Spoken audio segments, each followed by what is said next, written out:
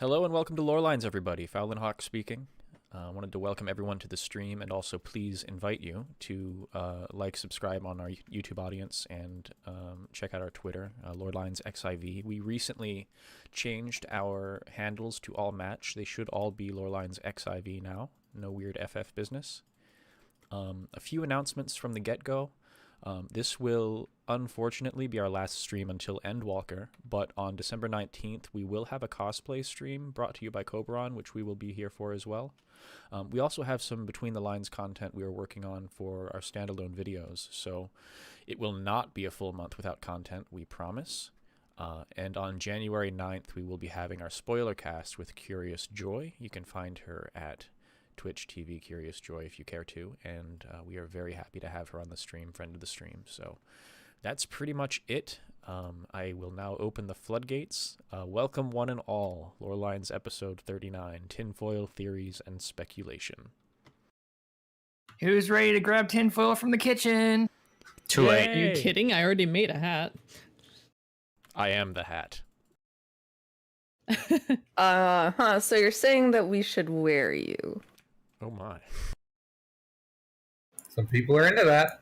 Yep. Yeah, we decided that next weekend we would respect Thanksgiving and not host a stream because we know that some people will be out of town spending time with their families, even though Thanksgiving is actually on Thursday or Friday or whatever. You know, people Black Friday shop, so just kind of makes things easier for you guys. Yeah, that way everyone who gets put in the hospital because they foolishly went and shopped on Black Friday doesn't have to worry about missing the stream. Exactly. I have to say, or deep fried a turkey. oh no. Oh god. Please don't. Please is it don't a do that. turducken or? I have Hey, to say, deep fried I never... turkey is amazing. Is it? The trick is to not. Well, I'm not going to go into deep fried You have to turkey. thaw it because it has to have like zero water on it, or it will Yeah. explode, and that's the problem. Yep. It's almost impossible to do if you don't know what Just you're doing. shove your turkey in the air fryer, hope it works. And for the love of God, if you try to deep fry it, turkey, don't do it in your kitchen. Do it outside. In all seriousness, though, my dad brined our turkey a couple years back, and brined turkey is amazing, and you just need a bucket and a bunch of salt. So how many Yes. years did the turkey brine for? Overnight. Okay, I thought you had like a 5-year-old brine's turkey. Oh my gosh, no. Pickled No, it's turkey. making me crazy. Pickled Basically- turkey. So I Thanks for worked in following at Lori 40. you poor bastard. I actually worked in food service for quite a while, and the process, it doesn't make the turkey salty. It cures the outside in a way that retains the moisture, and it's amazing. Yes. And another cat has arrived. Hello, Meowth. Uh-oh. She's still Yeah, having go on. technical difficulties. We'll have to talk to her and see if it's the microphone bug that Discord has, which drives everybody crazy every couple months. Yep. Oh yeah, it could be. Oh well, she'll be back. And anyway, I was gonna say I always knew how rough holidays could be for content creators, but I never really felt it till we all became one. These 2 months are a little silly. Silly I hard. have a question. Whose idea was it to put all the big ones all in the same couple months? Can we just spread them out over the year a little more? I'd Thanks for really following appreciate it. 401 Niz. Right. I mean, I had Thanksgiving for the first time in Canadian terms last week, or last month rather, like for the first time in years. Yeah. So at least we try to spread it out a little bit. And Zila Prime. Lots of followers. Well, I don't know how we want to start today. Should we go like round table? Should we go one person at a time, or Well, no. So let's do a brief recap on the last episode where we kind of were supposed to have this one, but completely derailed because they released the lyrics. yeah, there wasn't going to be a Thanksgiving thanks to Endwalker if this released earlier. So yeah, we all have and we have videos going up currently of Yes. of all our tinfoil hat theories about the lyrics and what they mean and where we think we're going, but we're gonna kind of dive all in, and I have a slight rant, not so much a rant, but a diatribe planned. Well, let's go with you first then. No, I'd rather go later. Well, I do have something to say. It's a little bit of a teaser. I've been, Sarah Corhealer had asked me to record her script, and I am doing so, and I am pleased to report that we have similar thoughts on the lyrics. So it's a really good fit, Oh, Sarah. well, that's good. That's very good to hear. Yeah, so I'm pretty excited to finally get this out if the kids ever allow me to, and thank you for the opportunity. Well, who would like to share first? If no one else is going, I can. You just volunteered. Yes, you did. Fine. So, I want to start off today by beginning with one of my newest theories, and it's not quite a theory so much as it is an in-game dialogue. For those of you who have done the Astrologian quests and met the Geomancer in those quests, I'm going to read a bit of dialogue. Yeah, Kayahuko is his name, right? If I remember correctly? Yes. So, this comes from Lviva in the Astrologian questline. Now listen carefully, for we haven't much time. The star globe in which you hold is both your sword and shield. It will grant you strength as well as protection. But most important of all, it will grant you insight into the current location of the stars, enabling you to channel the heavens' ether into your body for use in all of magics. The better attuned you become with the heavens and their malefic and benefic bodies, the better that ether might be manipulated to bring succor or pain. She then goes on to say, before we set forth on this task, I wish to teach you of a second set of stars, the Nocturnal Sect. The Nocturnal Sect contains those celestial bodies ruled by the two moons. I say two because since the dawn of astrology, disciples of our field have used Dalamud in their readings.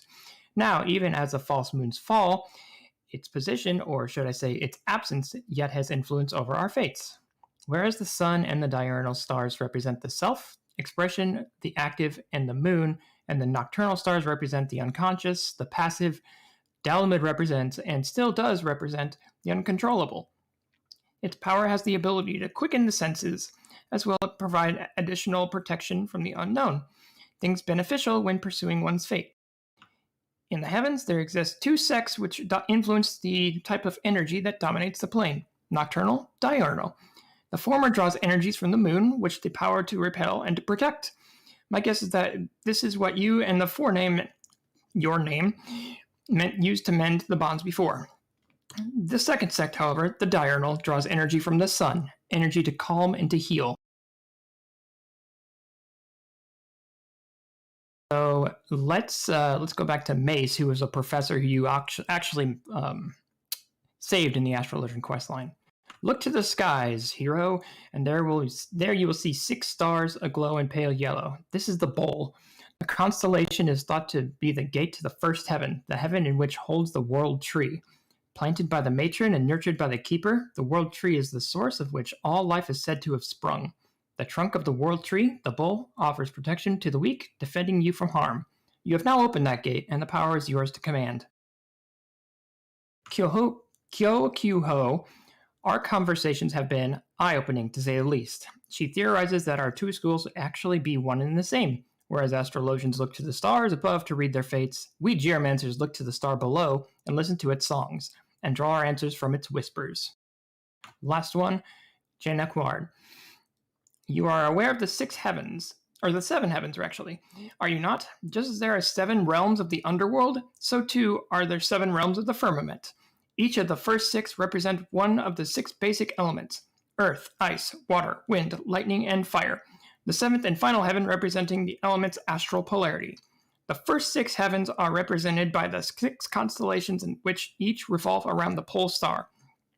Astrologians of the Charlean school draw upon the ether contained in the celestial bodies represented in the constellations by unlocking or opening the gate to the heaven that the constellation is correlated with.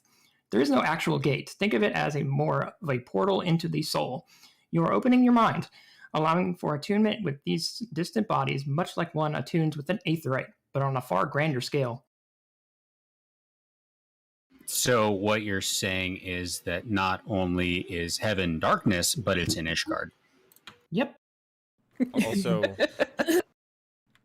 The seventh Convocation, hells become your Star seventh heaven. Magic. Go team. Yeah. Do you have Yes. a discussion on this? I'd like to hear you guys' discussion on this. I think we're going to learn a lot more about the 7 hells right before Christmas. Same. I do too. I think there's gonna be. I think that'll be interesting too. I'm excited for it.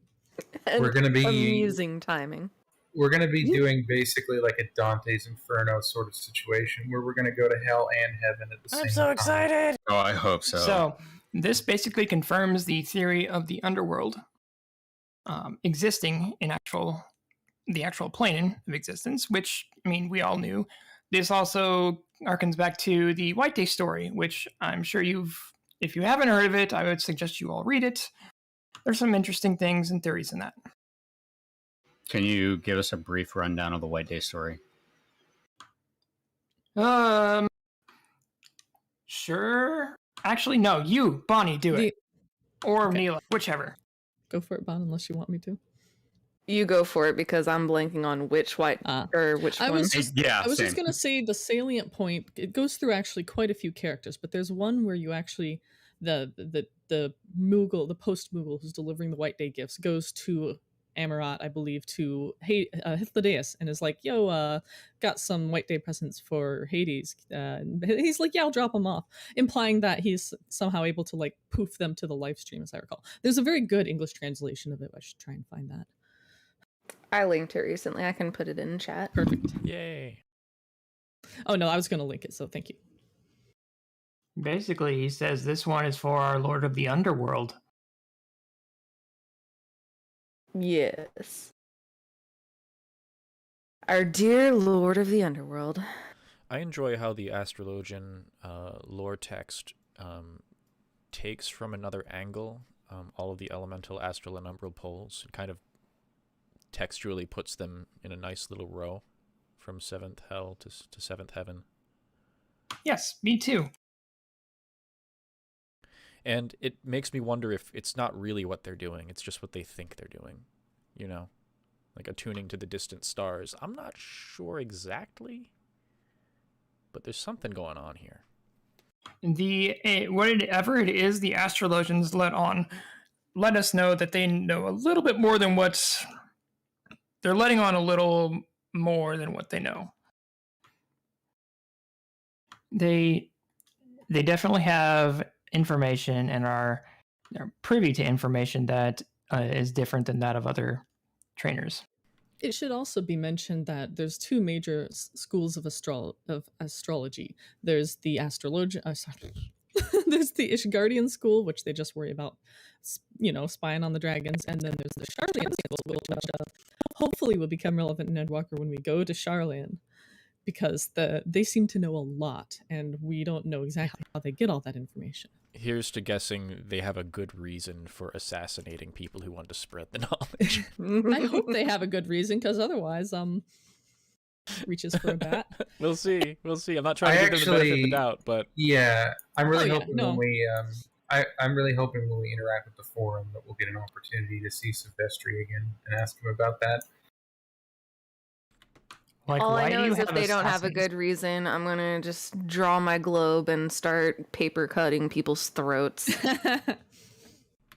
Ask Charlene why they actually have assassins if you guys are actually so against intervening in world affairs. Because they assassinate their own people for intervening in world affairs by Mhm. giving them their own knowledge. But you still have assassins. Yes. they're killing the interveners. But Now you I'm still just have imagining assassins. Assassin's Creed Charlene. Oh hell yeah, Hey, I'd play I it. mean, Oh maybe- my god, that would be probably. I mean, amazing. if you consider that Vana assassinated the world, yeah. Anyways, I'm Oh, moving on harsh. to my next one. So who here has played Final Fantasy VIII? I have. I have. That was one of my big ones. So who here has heard of the Lunar Cry? I have. Yeah. I thought we were going to talk about the Angelo canon, but okay. No. We should show that. We should link the Horrifying. video at least. Just link it. Oh no, Oh, I boy. leave linking videos for you guys. I'm talking right now. Oh, So the Lunar Cry kind of goes over it kind of relates to the moon a bit, in that the moon is so overflowing with monsters that it begins to kind of flow down to the earth. So it said with the Lunar Pandora is in perfect alignment with the moon, that the Lunar Cry can be performed. Pandora. And the monsters will be summoned to wreak infernal havoc on the earth. So basically what it is, it's a phenomenon in 8 where creatures of the moon, monsters, fall to earth at regular intervals. We know that there are monsters on the moon thanks to Endwalker's trailer, namely the first beast. The phenomenon is actually similar to the pull on tides, where as like the Earth's tides kind of go in and out, so too do the falling of monsters in the Lunar Cry. Now, these also have a relevance with the towers, the Lunatic Pandora, which I will go into now. So the Lunatic Pandora are colossal structures in 8 that can induce the Lunar Cry. The Lunatic Pandora encompasses the crystal pillar and the casing built around it to make it mobile. So these things are mobile, and the way I thought of it when I first saw the structure in patch 5.5, and when we got kind of moon references, was that it was going to be some kind of take on the Lunatic Pandora and Lunar Cry scenario, where the moon would be sending down monsters. The monsters would then be summoned out by the towers themselves. Of course, that was kind of touched on in 5.55 a little bit deeper, so it's not quite how I thought it would be, but it's still a nice theory to think of regardless. There's still monsters on the moon. You never know what might happen. But the tower still reminded me of the Lunatic Pandora. Now, the structure is introduced in a Laguna dream sequence in 8, where Kyros, and Ward pass through the Centra excavation site. And that, again, caused me to go, oh, it's a dream sequence. Which, of course, dreams kind of make their mark and their relevance throughout the Final Fantasy XIV series. Taken this way, did Final Fantasy VIII have the first echo? Yes. I guess you could put that as the way we see have these flashbacks. It's an unconscious Final Fantasy dream VIII state. also has a Also lot had to do with memory. Yeah, that's what I was about to say exactly. That's actually a good thing to mention, just in its strictest sense. So in Final Fantasy VIII, it's revealed somewhat late on. If you haven't played the game, shut your ears for a second if you want to play it. 5, 4, 3, 2, 1. The Guardian forces you bind to yourself, the cost of using them is your memory gets erased. They forgot their childhood, essentially, and had no idea that they knew each other the whole time. Being raised in an orphanage under Edea. Who then went to kill and had no idea who she was. Indeed. And then joins the party. It's also an interesting thing with the Lunatic Pandora thing. For one, it reminds me a lot of the lunar transmitters, and it should be mentioned that the word lunatic truly comes from of the moon, because mental illnesses are often affected by moon cycles. We don't know why, but I've personally experienced it myself working in certain places. So it's kind of an interesting little thing there. It's got the connotation has changed over time, and a little moon-like. Yeah, it definitely has. Moving kind of going back to the Lunar Cry itself. This is pulled straight out of the Final Fantasy VIII Ultimania. Basically, the cycle began tens of thousands of years ago in 8. A product of gravity. The phenomenon, again, is similar to the tides of water of the ocean. When the moon's surface reaches a saturation point with monsters, it spills and falls to the earth. The natural flora and fauna may change drastically. It's been mentioned that creatures can undergo change by being in touch with the monsters of the moon. So that also kind of raised an eyebrow, made me raise an eyebrow when I saw in the trailer that people are being affected by the monsters and turning into them. According to a controller in the lunar base, the monster's behavior becomes abnormal when there are irregularities on the moon and the planet's gravitational forces, making a cluster at one point on the moon ready to fall to the planet. It should also be mentioned that a core plot point of 8 is time compression. Yes. It is. And I do want to say that it is remarkably consistent in how it handles time travel.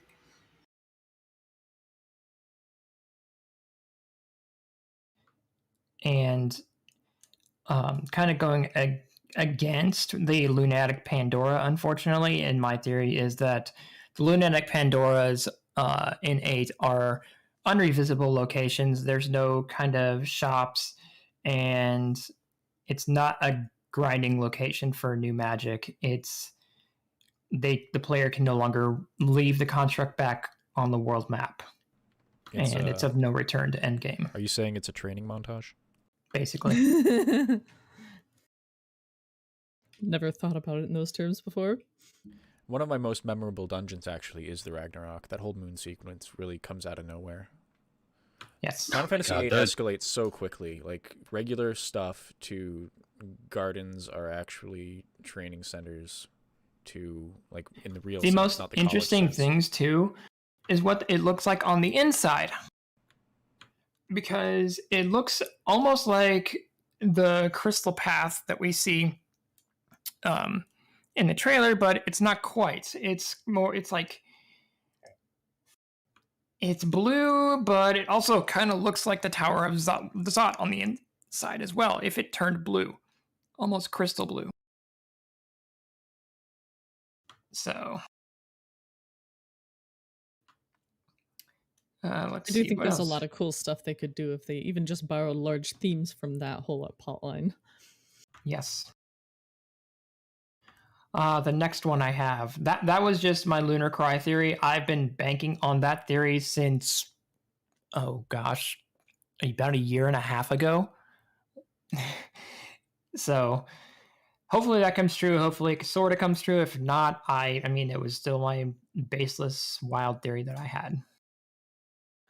We're going to get into some Omega stuff, which the team has already thought I was crazy on, but why not? No, not anymore. No, I don't think you're crazy. Nothing is too tinfoil. So I want to talk about the Omega Mark II. That's what we've taken to calling the thing you can see in the what you call it, the benchmark. Well, I'm a mecha fan, so as a mecha fan, I just anything that is the second generation, third generation, Mark II, Mark III, G status, S status, whatever. The Mark II is 3 times faster, even though it's not red.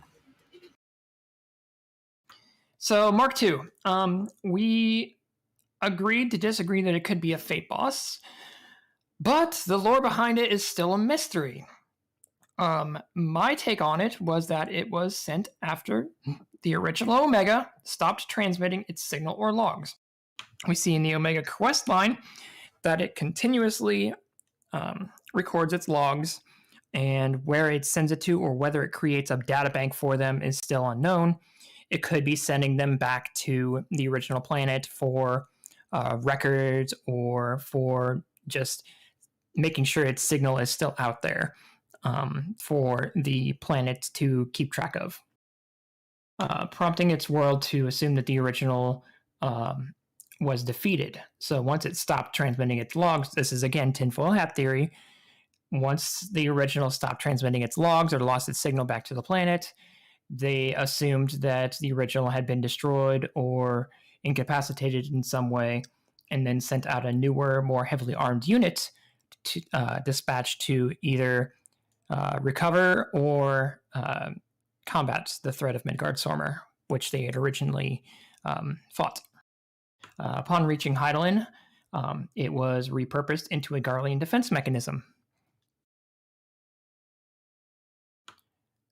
So That is their speciality, isn't it? I mean, that was Allagan's speciality. I No, honestly, repurposing. yeah, I don't think that Garleans have the tech to repurpose it. They managed to get the Ultima weapon up, so maybe not, depending. Yeah. I'm not even necessarily convinced it was the Garleans so much as maybe Fandaniel was able to figure it out. Possibly, but here's where I kind of tend to disagree with that, is that in the 8th Umbral Era timeline, we don't see a Mark II show up. And that wouldn't have been affected by the alteration of events. So I'm not convinced that it's another unit sent to follow up on Omega. That's where I fall on the Fate boss or Dungeon boss timeline, is I think this is going to be one of the later zone things that we're going to see pop up. Just to play the devil's advocate, sorry, I would also point out that it seems to, I know, it is indeed a thing we encounter in Garlemald as it's shown to us, which it may or may not actually be there. We wouldn't have heard of it in the short story because that's centered on Eorzea. I don't really have a stake in this. It's just kind of a cool idea. Yeah, I mean, I would say the fact that it shows up in Garlemald in the benchmark is just a red herring. I don't really think that particularly means anything. No, this reminds me a lot of the A Million Harrisfelgers. You just can't trust the trailers. You can't. And well, they're not meant to be only that that, like, wasn't it Arcotania or one of the other ones that was shown in the Shadowbringers benchmark? I think it was in the benchmark. Yes. Yeah. Like, as cool as it would be for it to be related to, you know, the MSQ or a trial series or something, all precedence indicates otherwise. Yeah. I still actually have the Shadowbringers benchmark on my computer. So back after that one launched, the Endwalker one, I actually found it, loaded it up, and checked. And Arcotania is shown in what you call it, the one that's the equivalent of Lenosha, blank. Kalusia. Yeah, it was in Kalusia, which, to be fair, is as close as they could put it to the Tempest without spoiling the existence of the Tempest. But still not actually the right spot. I can definitely see that being shown to us in Garlemald because it's actually somewhere crazier. If it is on the moon, it also would not have affected Eorzea, though. This next one is one the team has constantly put down on me. That thinks I'm still crazy and that thinks that This is the episode to shine. Alpha and Omega. For those that have done the Alpha and Omega raids, one of Omega's logs record it passing by several stars, each of them aspected in a different element. This has inconsistencies in the timeline. I'll actually read it off. Omega's logs indicate that it passed by a barren star, a frozen star, a dying star, and one other star, a vortex star. And my immediate thought was they were the shards. However, that if it was that by that point, it would have been post-sundering. But how long ago would that have been, though, if it had crash landed onto Hydaelyn? If he showed up in the 3rd Umbral Era, or Astral Era, where the Allagans repurposed him to fight Bahamut, the inconsistencies with the timeline kind of make it difficult for that to happen. So he could just be talking about stars in whatever galaxy he knew of. However, I think that there's time dilation involved. I think that Omega had been traveling, or when he was made, making the theory that he was sent after Midgarsormr post-sundering a thought. Now, this also brings up the question on whether or not Midgarsormr can travel the Rift too, and can travel post-dimensionally, post-time compression, and I don't know. It's just something that I thought of as soon as I saw that dialogue. The more I hear about... Do you want to go first? I mean, I could see it being possible if they are playing with time dilation like that. Omega might not have known that Midgarsormr couldn't hop through through different realities, basically, and have been checking all of them and just happened to do so in the order of the rejoinings. So some of the rejoinings might have happened while Omega was passing by in space, but due to, wibbly wobbly, timey-wimey stuff, when Omega arrived on the source, the rejoining hadn't happened yet. So, possible. The more that I hear these time theories and stuff like that Amy was mentioning regarding the Lunar Cry earlier, the more I'm starting to think Endwalker is going to be a Chrono Trigger. I wanted to address... wait for my next one. I wanted to address Mr. Toast's question in chat. They had asked, didn't Hraesvelgr traverse the rift to save us? I said not exactly. He did break in to the pocket dimension, but it was already open. He didn't open a rift. He just kind of pops in. As you know from the raid entrance, that whole ravine is filled with the blue energy, which is basically a portal. So he probably just said, hey, what's up? I'm here now. Yeah, also keep in mind, Midgarsormr also gave us his blessing when he replaced Heidelin's, and that blessing didn't really go away. We just regained Heidelin's blessing, so there is still a connection, so there would have been a way for him to find us. And in case anyone needed a reminder, he is just sleeping right now. Hraesvelgr said that his sire would be snoozing for a long time. Who knows, maybe we'll be dead by the time he wakes up, like in the 80s. Yeah. Or maybe he'll show up. So here's my last and final one. And this was one that was featured in actually Soldier's video. Credits to him for actually bringing this to light. But we also shared some of the credit on it. The World of Ruin. How many of you guys played Final Fantasy VI? Yep. I played 15. I've heard of it. I've studied up on it. I just haven't had a chance to play. How dare you? It's out now, isn't it? Or it's coming soon. Doesn't matter. My time is so tight. You make time for 6. You do, actually. It's really good. So, the World of Ruin, this immediately came to my mind when Fandaniel mentioned the part that he wants to break the world and reduce everything to nothing. And it immediately became more apparent when Fandaniel asked if he's ready to control the you-know-what.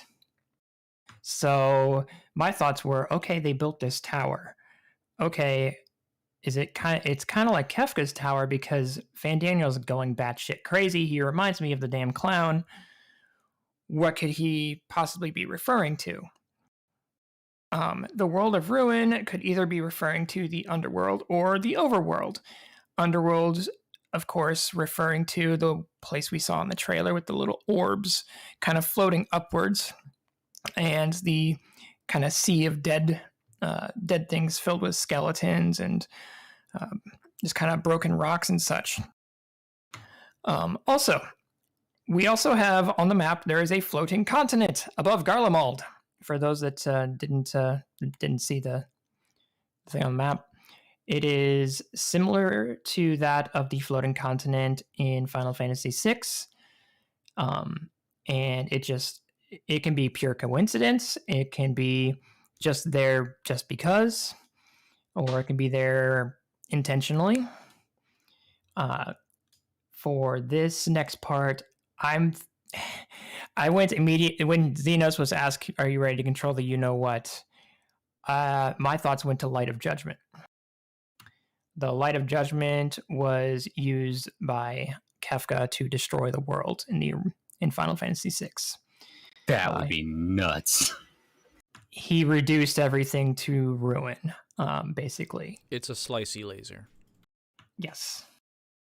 Not dissimilar from Chrono Trigger's Lavos lasers that destroyed Zeal, actually. It's kind of the same era of game design, so sometimes you see sound effects or visual cues that are similar. It would be literally sundering the world without the reality split. Yeah. Like, if there is the Light of Judgment and Fandaniel's using it, I really want to see him, like, nuke a house and either Godbert or Gosetsu like holding it up. See, that's the real that's the real 10. Yeah. So the World of Ruin aftermath that we see in 6 is akin to almost akin to what we see in 14. You kind of compare the two side by side. We have the two worlds burning and completely barren, and we have monsters running around. And actually, in Final Fantasy VI, we actually have named monsters that you have to kill in Final Fantasy VI. Notorious monsters that you have to kill. The 7 dragons. Yeah. And yep. And there's 7 of them. Yep.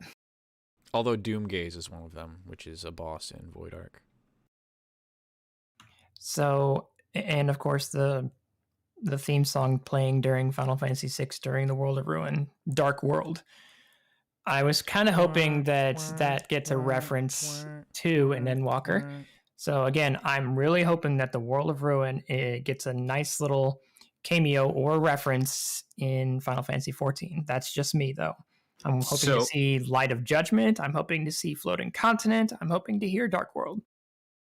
I personally feel like we got the World of Ruin FF6 treatment with Kalusha when it was under Eternal Light, because it just gave me so many World of Ruin vibes, specifically from 6, in the color palette, in the lighting, in the musical style. For me, that was already the reference. So if we got another one, awesome. But for me, it's already scratched that itch. Those are my theories. Those are my primary ones. I have littler ones, but those are the biggest ones that I have right now. I want to pass this off to one of you guys, whoever wants to go first. All right, I'll go. All right, so I kind of have a theory about like the order of things, but my theories are more focused on where are we going to be going after 6.0, more in regards to 7.0. So I mean, obviously, as soon as we start, we're gonna take the boat to Charlayan, because that's where we need to go. All the Scions are gonna go to Charlayan. Tataro's not gonna go; she's not a Scion. So you stay in Limsa, you evil little potato. Anyway, we hang out there. How dare you? we meet the parents of the twins, minus the dad, who's still a douchebag. Learn that Charlayan still sucks. It reminds a lot of like 2.0 Ishgard, where but foppier somehow. Yes, but kind of like, hey, we're all happy here. We're safe from the world. Screw you for instigating this war with Garlemald, even though that's not what's ruining everything. And then after like, I don't know, 12 quests of sucking, Tataro's going to call screaming and say, hey, you got to come back to the mainland. Mordona is under attack or something like that. And so we go back. And then we're like, okay, we got to go to Garlemald. So let's, instead of go north, go south, because Thavnair is the only... Yeah, 12 quests of sucking. So Thavnair is the only country, aside from Hingashi, that really has diplomatic relations with Garlemald. And we haven't been there yet, so let's go to Thavnair, because we don't have any relations with them yet.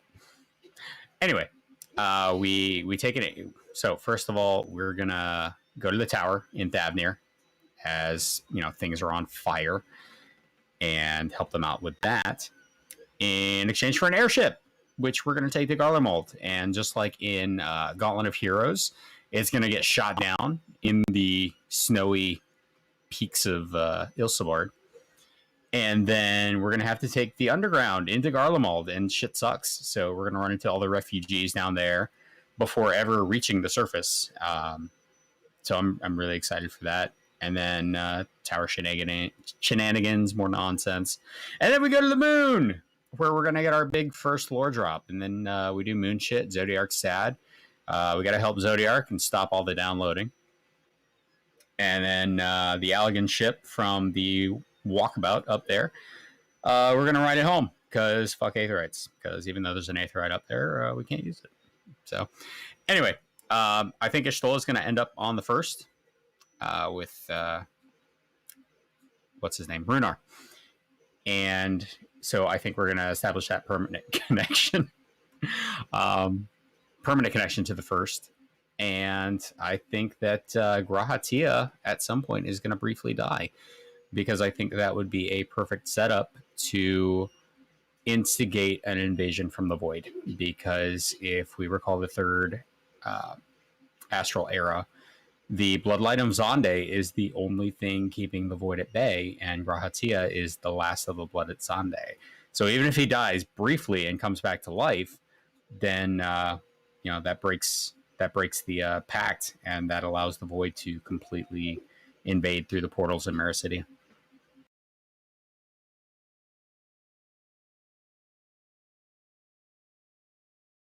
Interesting. Do you have another one? I kind of rambled for that one. I'm thinking that Fandaniel is less chaotic than we think he is. I think that he is more of the vein of, we need to get rid of Hydaelyn and Zodiark, and that's the freedom he's looking for, because they are the ones that are perpetuating this cycle. You're thinking the dialogue from the trailer was his? I think that specifically was a flashback. I think we're going to see the debate among the convocation after the Sundering.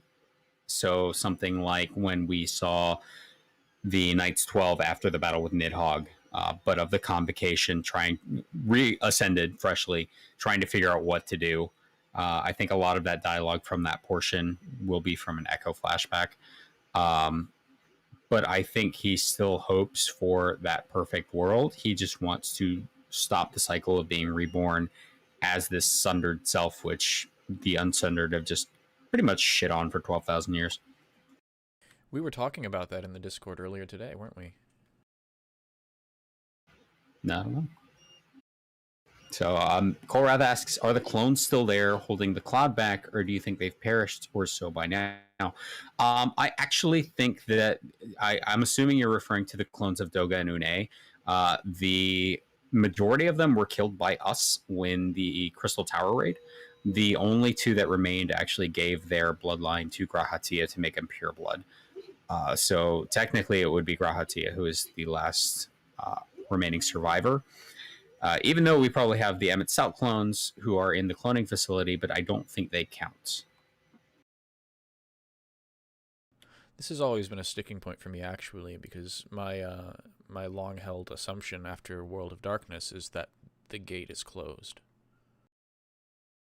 So yes, the gate on the mainland of the three great continents is closed, but they opened up a lot of gates on Maricidia, which are still open. Scary. That's quite the out there idea, but yeah, I could see that being plausible.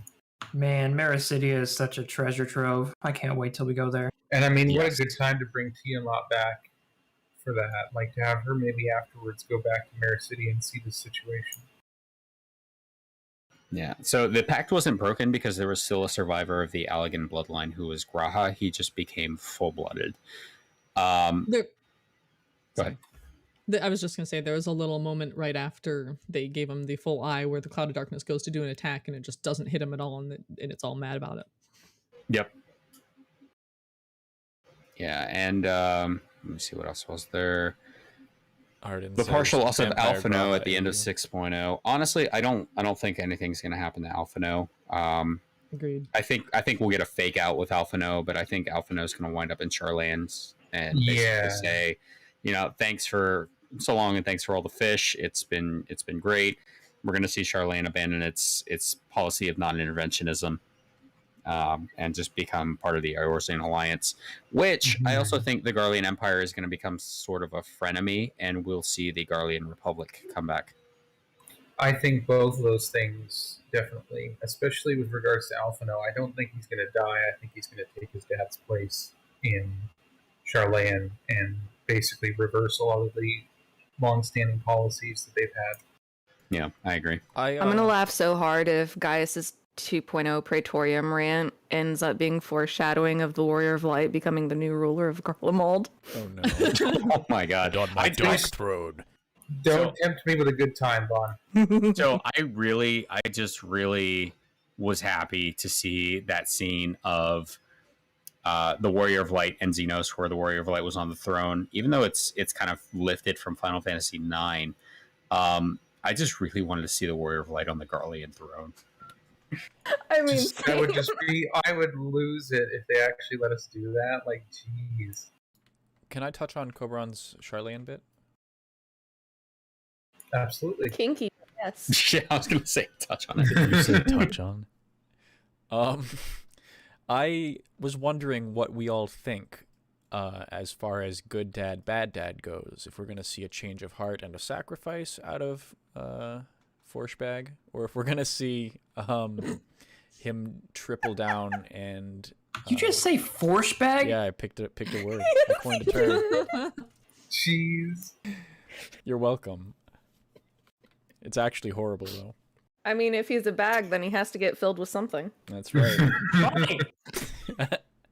So, do we think he's gonna get a redemption arc, or do we think he's gonna go full villain, and we're gonna have to do some patricide? Or is there a middle ground? So I don't think he's going to be a pure villain.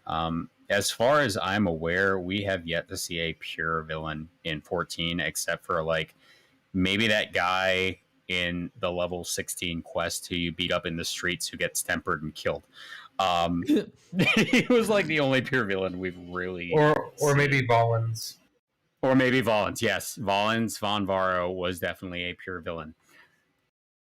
I guess I meant antagonist. Yeah. Like, do you think he's going to triple down or...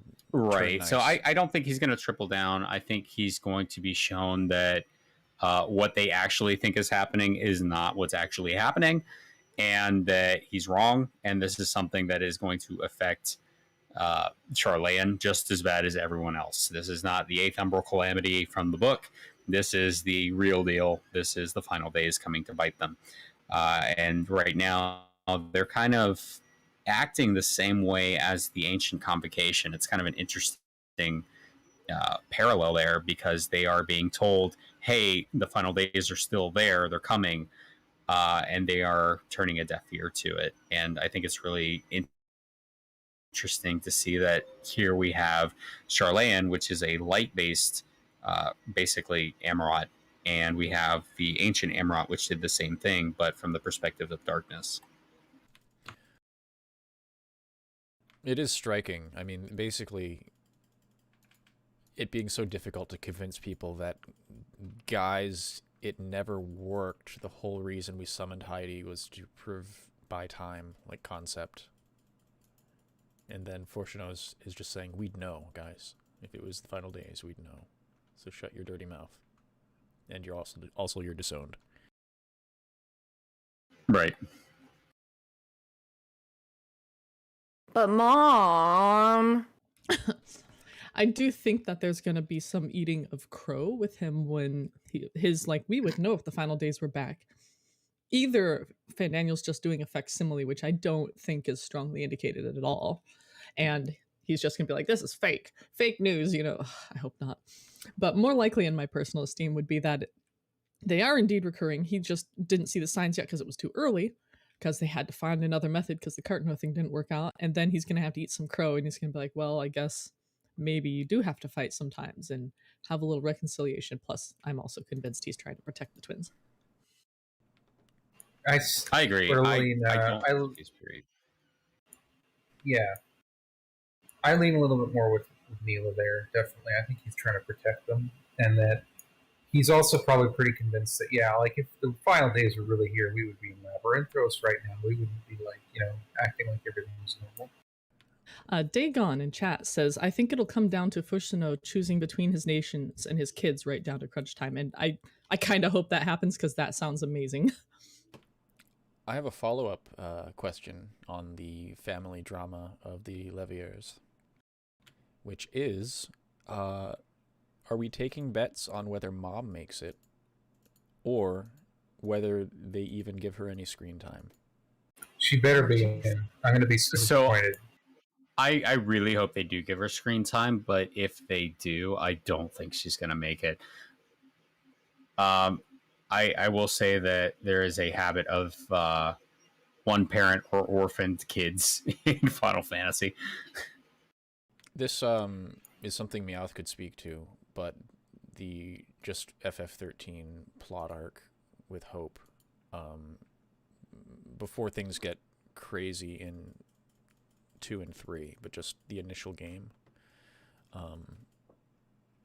they do have a history of killing moms off, so prepare your tissue box. Yeah, that's something that came to mind. Yeah, I'm just like, please don't do that again. I mean, I can always tell you my half tinfoil, half shitpost theory about the twins' mom. Go for it. I'm half expecting her to be possessed by the Lady of Light when we get there. Like, we get there and we're just like, wait, you? Wait. What if it is the Lady of Light? Wait, yes. But Mom, why are you 9 feet tall and not Elezen? Like, she's got an identity, and that's her assumed identity, but she's actually Vana. Oh, that's why they never grow up. Brain explode. That's a good one. Yeah, it's the reverse of Emmett's kids, where all of his kids are giant. All of Vana's Oh my kids god. are tiny. Yeah, that must be the astral and umbral polarities there. Yeah, so Zoila on YouTube says I think he planted a something in the Warrior of Light so that he would come and provoke them into going to Charlene, basically. Or Vana did, yeah. That would be interesting. Follow your programming and come to my esteem. Yeah. I hope this is just an assumption, but referencing Roxas's comment about her being the source version of Dulia Chai, I'm guessing you mean personality type. I actually kind of get a vibe that they love their mom, but their parents are both kind of distant. I don't get this closeness feeling from them. It's more like a cordiality, like a high society cordiality. Like it's all professional. Like To-sama kind of situation. But again, we haven't seen enough of their interactions yet to be sure completely. I would say that Fortunal was probably always a very cold father, whereas the mother was the one who was very warm and compassionate, whereas he was like, you have to be the best. Yeah, and Louisois. Well, also, when Alize talks about their mother in, 5.4 before Montoya's Relict, I believe it is? Yeah. She talks about how Alphino takes after their mother and having this, like, extreme innocent streak. And I could also technically see that tying in with Dulia. I could see that too. I will also point out that I believe it was in the Coils of Bahamut quests, Alize has like family retainers, or it just hires people that like go and do errands for her while she's trying to track down where the heck Bahamut is underneath Eorzea. So they've obviously got some wealth, family retainers, that kind of thing going on. So that can lead to a sort of distance when they're just very busy.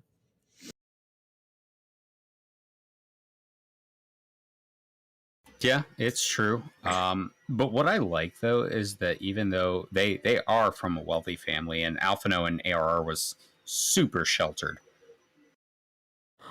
All I know now is if their mother is the source version of Dulia, I really need the bear hug scene. So yes, if she were the source version of Dulia, Fortunal, as soon as he went back and said he disowned the kids, would be dead. He would just die. Yeah, that would be dead. He's not a plot thing at all. He's just gone. He didn't tell her, and she's like still referring to them as her children. Right.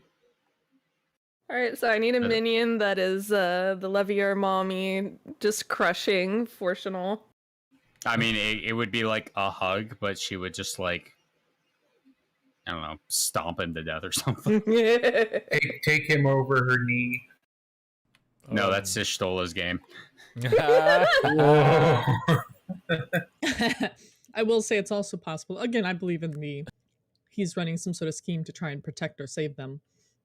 I think it's possible that they sat there together and plotted it out and were like, okay, if they do this, I guess we'll do that. And gosh, if they refuse, you'll have to do it. Just do it. Rip the bandage off.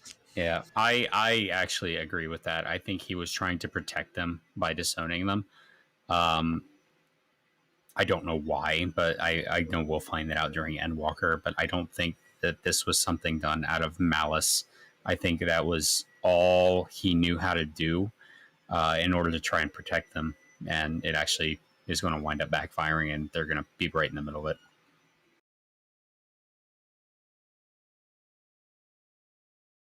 That insanely bonkable comment made me laugh because I was imagining, like, check DeviantArt later. Yes. Do we think we'll see your role nun? Ishtola's nun? Not yet. No, I don't think so. Oh, jeez. She could totally make it happen, though. She could. I don't think we're going to be seeing the Y tribe, though. One thing I do think we're going to see, though, is I think that Square is holding out on 8 zones for us this time, not 6. My reasoning behind that is because they said it'd be 33% longer than previous expansions, which, you know, if you break an expansion up, that's 2 extra zones. Plus, we saw the Underworld dungeon with all the skeletons that Arden mentioned earlier. And I really just think that we're going to get 2 zones that we haven't even seen yet that are after the floating island zone. We're increasingly, or at least I'm increasingly getting the sense that we might even see a Underworld zone that could be one of those 2 extra zones. I agree. And I think that's where Pandemonium's going to go. Exactly. Like, we're going to be able to permanently return there whenever we want. That would be cool. And we can always visit Hades whenever we want. Yeah, we can be Persephone and spend half our time above the world and half our time below. Okay, but that's a very nice metaphor, actually. Yeah, wink. I wanted to just say thank you for all the follows, everybody. This is really, really great. We love to see you here. Come back next we're glad week, to have all of next you. session. That's in a few weeks, but it's really, really great. Thank you so much. Midnight Colrath. Yes, thank you. La Habre's Horny Jail, the raid series. Yes. Exactly that. Zora had a comment earlier up. He said, or she, whichever, said that some people think maybe Alfie Mom will be Anima. I think that's a stretch, but it's very Final Fantasy X for sure. Very dark. Yeah, it is. Who taught you That's to punch? Like, that's some conspiracy level shit of, like, Charlene and Garlemald are both being controlled in this circumstance by, like, a similar end goal. It is Tinfoil And what we time. think are opposing forces are actually, like, working together to bring about their version of what should be. At I this can see point, it. I'm staying on my hill of Anima is going to be created from the Solace clones. I'm still expecting Hades to be involved in Anima somehow. Oh, that's horrifying. To be the Especially dreamer. now with the freaking, like, weird egg pod capsule things contained in rib cages that we saw in the launch trailer. I'm like, Mhm. Or that there strange sure were a lot of creature. Solace clones, and there's sure a lot of these things. Yeah, just like imagine walking into a room full of those things on the walls, and it's Oh just my god. totally just all those solaces, and then they're Yeah, screaming like- at you, and I'm like, this is what hell is. I mean, I'd be kind of like, this is what hell is, but I'm also kind of like, inject that shit directly into my veins, because Yes, if they do yes. something like that and really traumatize the Warrior of Light / player base, I am going to be gobbling up player reaction videos like crazy. You know, I'll be right there with you, Bob. And Mhm. like, especially if we get to fight some of those clones too, and also Fandaniel is one just like parroting at us, like pretending to be Emmett, but not really, and just like pantomiming him. Absolute perfect shit. Judgment Scythe posted something I do want to address, and they said, I legit think the Charlans are tempered by the primal form of Hydaelyn, like the counterpoint to the Ascians. So we know when we talked to Emmett Selk that Zodiark did temper the Convocation when they summoned him.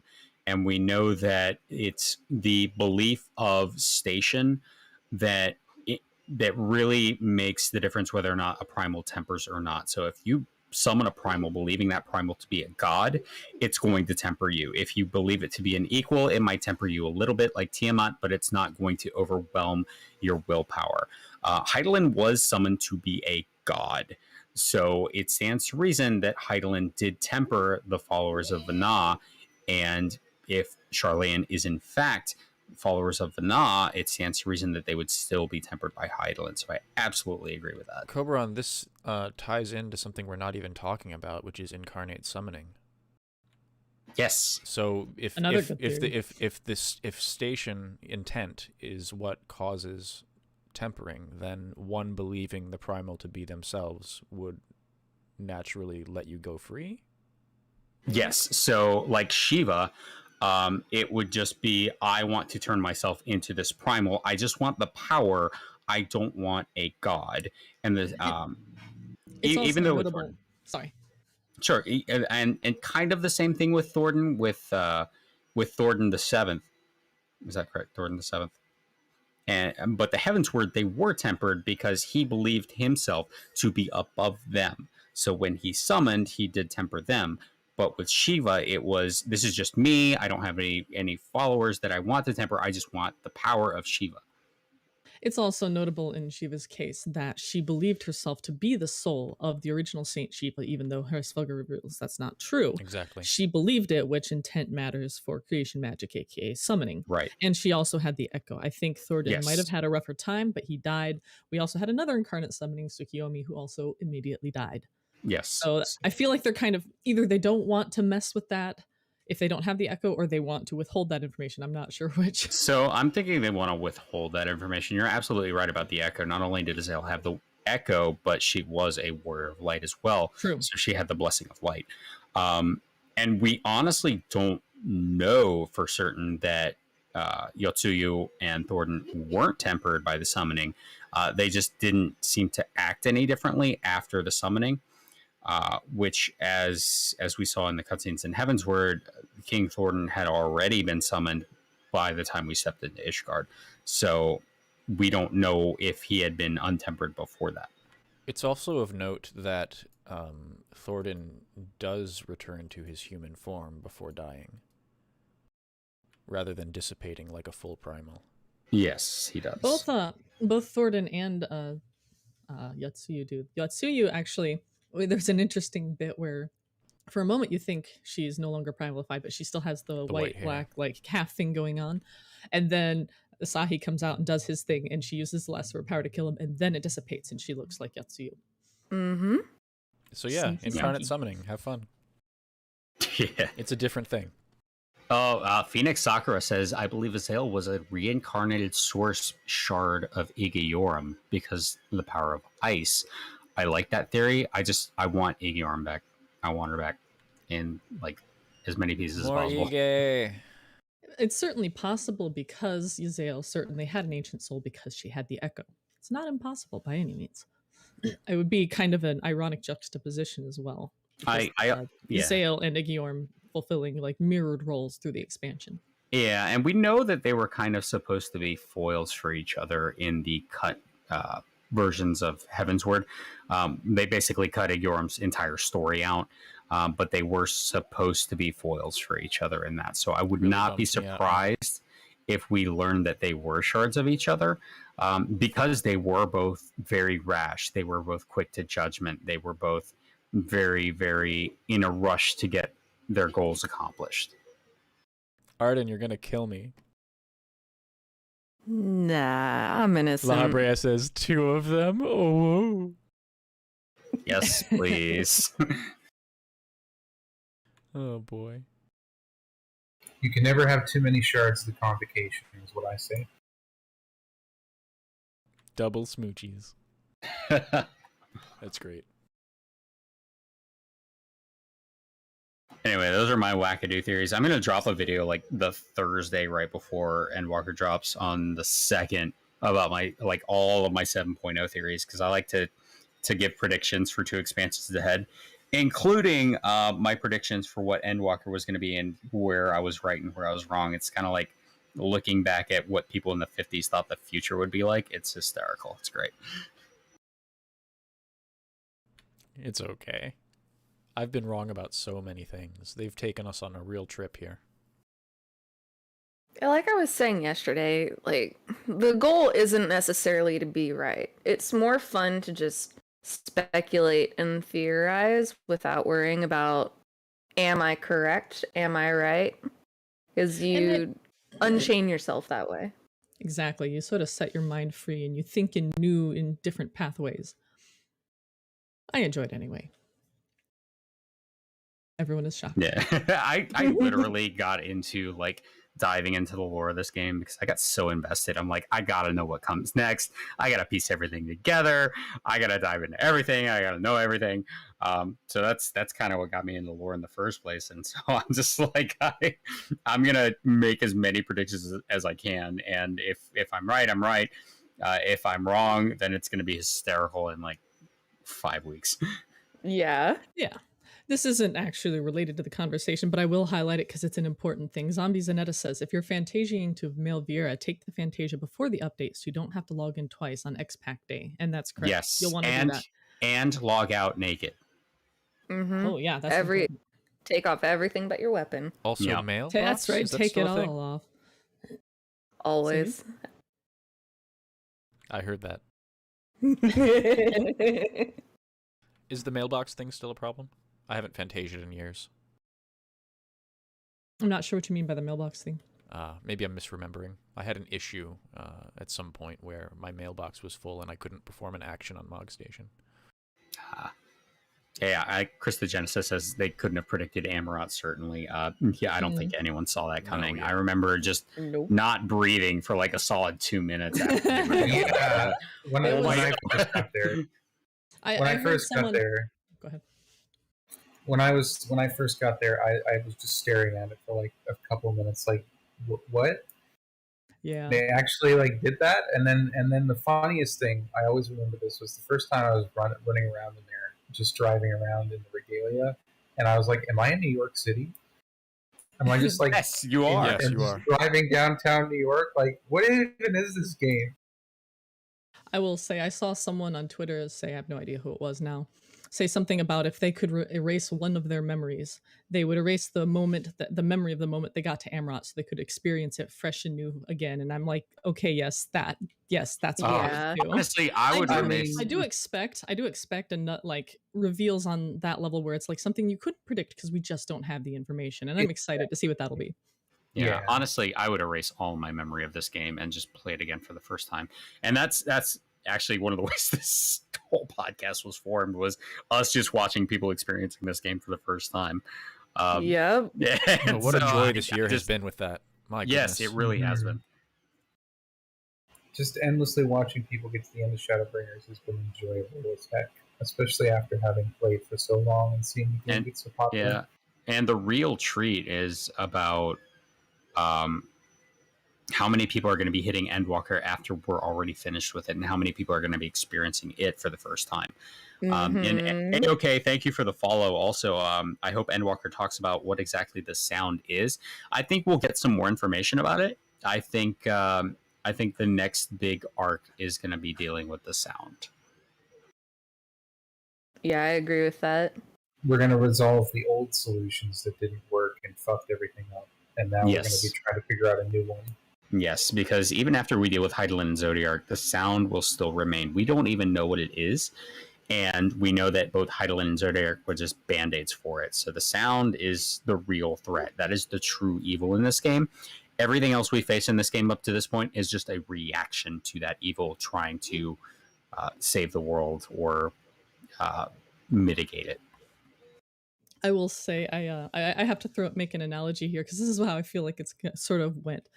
We had a plumbing issue. The toilet got clogged up. So, the quote unquote handyman of the house, like whether it's you, your husband, boyfriend, whatever, it's like, don't worry, we don't need a plumber. I'll fix it. So we spend several days trying to fix it. And then you call a plumber to fix first the mistakes that he made and then to fix the problem. That's Hydaelyn, Zodiark, and the sound. Yep, basically. And you've got your brother-in-law who's like, don't worry, I'll fix it. And they grab a sledgehammer and they'll be like, I'll be right back. And that's a Zem going off. And they're like, I'll fix it. I don't need either of these solutions. I don't need a plumber. I don't need anything. I'll just smash it. It'll be fine. Yeah, at some point the toilet just gets shattered. One of my favorite book series, The Hollows by Kim Harrison, has a character in it who's called a plumber, and I'm like, well, what do? They fix leaks. They're on this like super exclusive secret council. I feel like Azim could have filled that role on the council, fix leaks. More than likely, but I feel like what Heidelin did in regards to what Ayumi said was, instead of just fixing the toilet, they bought 14 other houses but tied them to the same water line. Oh, I can do it for cheaper. Accurate though. Yeah, I can fix it. So Azim's just, the bad DIY husband that saw it on YouTube. No. So one person tries to fix it. I saw it on HGTV once. Heidelin goes and watches a bunch of tutorials and thinks she can do it, and that didn't work either. Yeah. So I will say that I think that the actual sundering of the world was unintentional, but I think it was a happy accident, basically, because I feel like even though Heidelin deprived mankind of knowledge, of their longevity, of their society, basically genocided their entire culture, I will say that Heidelin was able to buy humanity time, which was really the one thing the ancients didn't have, was time.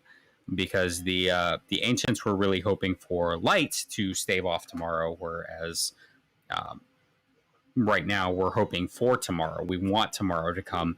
Meanwhile, the ancients were trying to prevent tomorrow. Exactly. Tomorrow's come too soon. Flex tape Heidi commercial. Can you please explain that? Have you not seen I can put this world back together with flex tape. Oh my. Oh my god. Okay, Look, so it's like all my name days have come at once. Oh my god. Be careful, because I might just do that. Spoiler alert, the tape Okay, you know what? Fuck it, it's actually happening. destroys everything. Yeah, you should do it. Let's do it. Yeah, it's just on fire. Do it. Do it.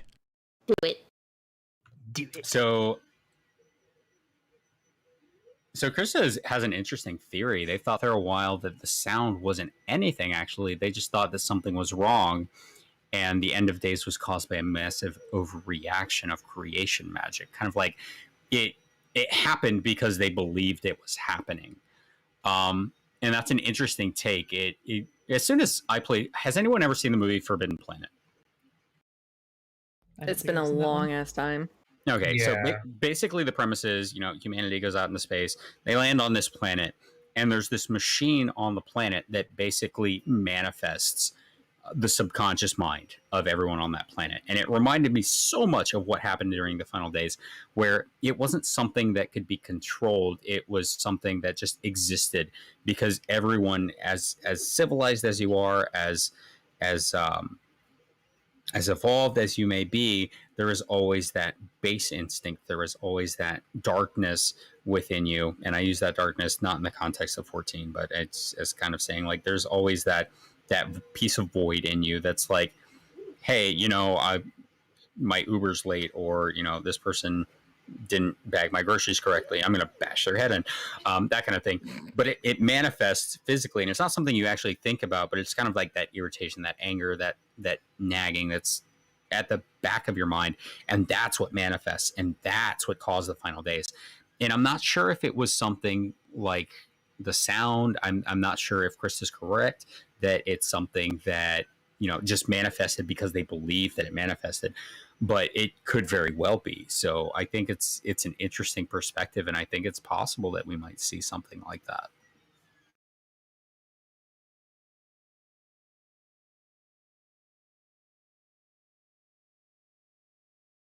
Okay, I'm gonna shut up now. Yeah, no, it's fine. No, it's very no. interesting. Who was? I was gonna say it. All of you guys have really good theories, and they're actually way better than my own. That's Our not true. theories are also great. Well, no. You don't need to be holding the bonk stick. You need to be holding it for yourself. Anyway, who's next? I came in suppose light I can today. go Go next. ahead, Neela. Well, I have a few that I want to touch on. I have a whole ass video on the color inversion theory, but I will just mention its existence. I think light and dark got reversed. You know, kind of like how magnetic polarity of the planet's poles get reversed periodically throughout the eons. Also, yin yang theory, it's very cool. Anyway, whole video. But I expect there will be at least a few scenes where it does that little color inversion like it does in other parts of the game, and I am going to scream very loud at those. I will be recording my reaction, so please look forward to it. A big theory of mine, however, is on Fandaniel's backstory, because I pay a fair amount of attention to Fandaniel. Perfectly normal, average amount. I'm what you call a scholar. I'm what you call obsessed. But anyway, I know that a lot of people kind of look at the broken up text from his convocation crystal. I personally don't ascribe to the theory that the crystal itself is damaged. Not only did it not have anything physically wrong with it, I think since it was the first one we listened to, that we just we weren't mentally attuned, we weren't listening, and we just didn't catch it all. It might also just be old and slightly faded or damaged or something. Who knows? I will admit it could be just something like that. But I think just a bit. That's true. I do think that that he was probably at one time just as gung-ho as Nabrialis and Nagorm, as those who have someone they care about and don't want to lose and have a personal emotional investment in seeing the return of their world, and maybe also being in charge, Nabrialis. I think that something happened to that person who probably was his Ascian partner buddy. You know, they do the Ascian Prime thing when they're sundered to sort of power up a bit. I think that something terrible happened to them. They lost all their memories of their time together, and now he's just like, nope, I don't want to be reborn, and if I destroy the world, then there's no rebirth. That's just my tinfoil. That's interesting, because I think a lot of Hades in that regard, where you think about who would have been his pair, because he's always alone, and his pair would have been Azem. Yes, I absolutely think that's the case. He works alone because Azem is no longer with them, and of course we know he cares because he made the crystal when the others were like, nah. Mm-hmm. We can infer that he was the only one in favor, considering that it's three of them. A vote of 2-1 would be against, and if either of the other two had been okay with it, it would have passed and they would have done it. But he did it, so the other two must have been against it. Agreed.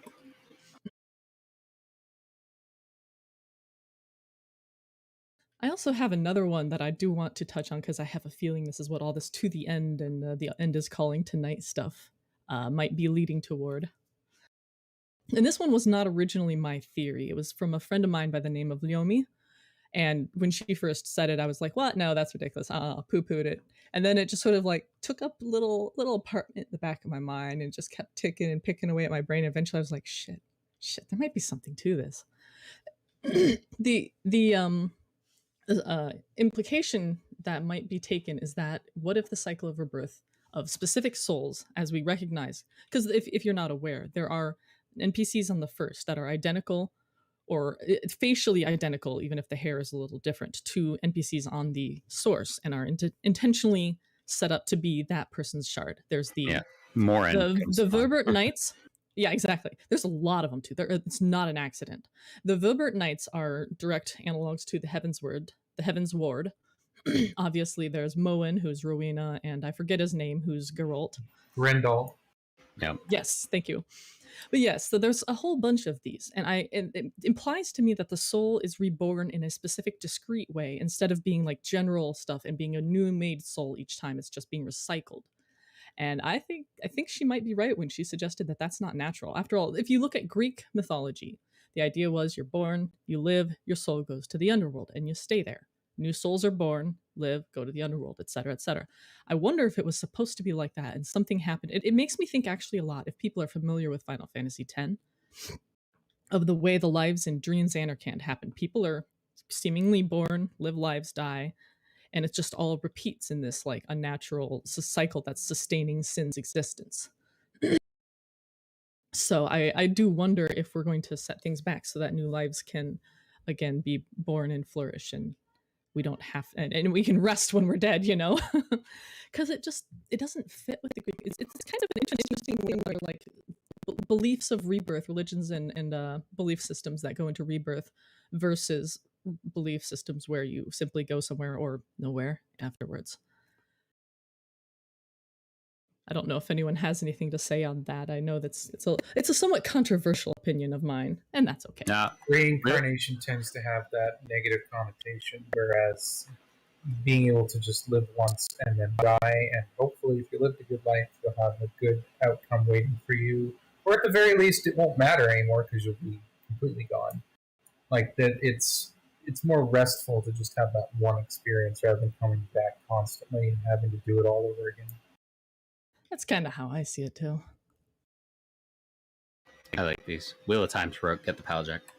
It also makes me think of Heidelin and stasis, because light is associated with stasis, which is a dearth or lack of change, and the same souls coming back over and over again does, to me, ring very much of stasis.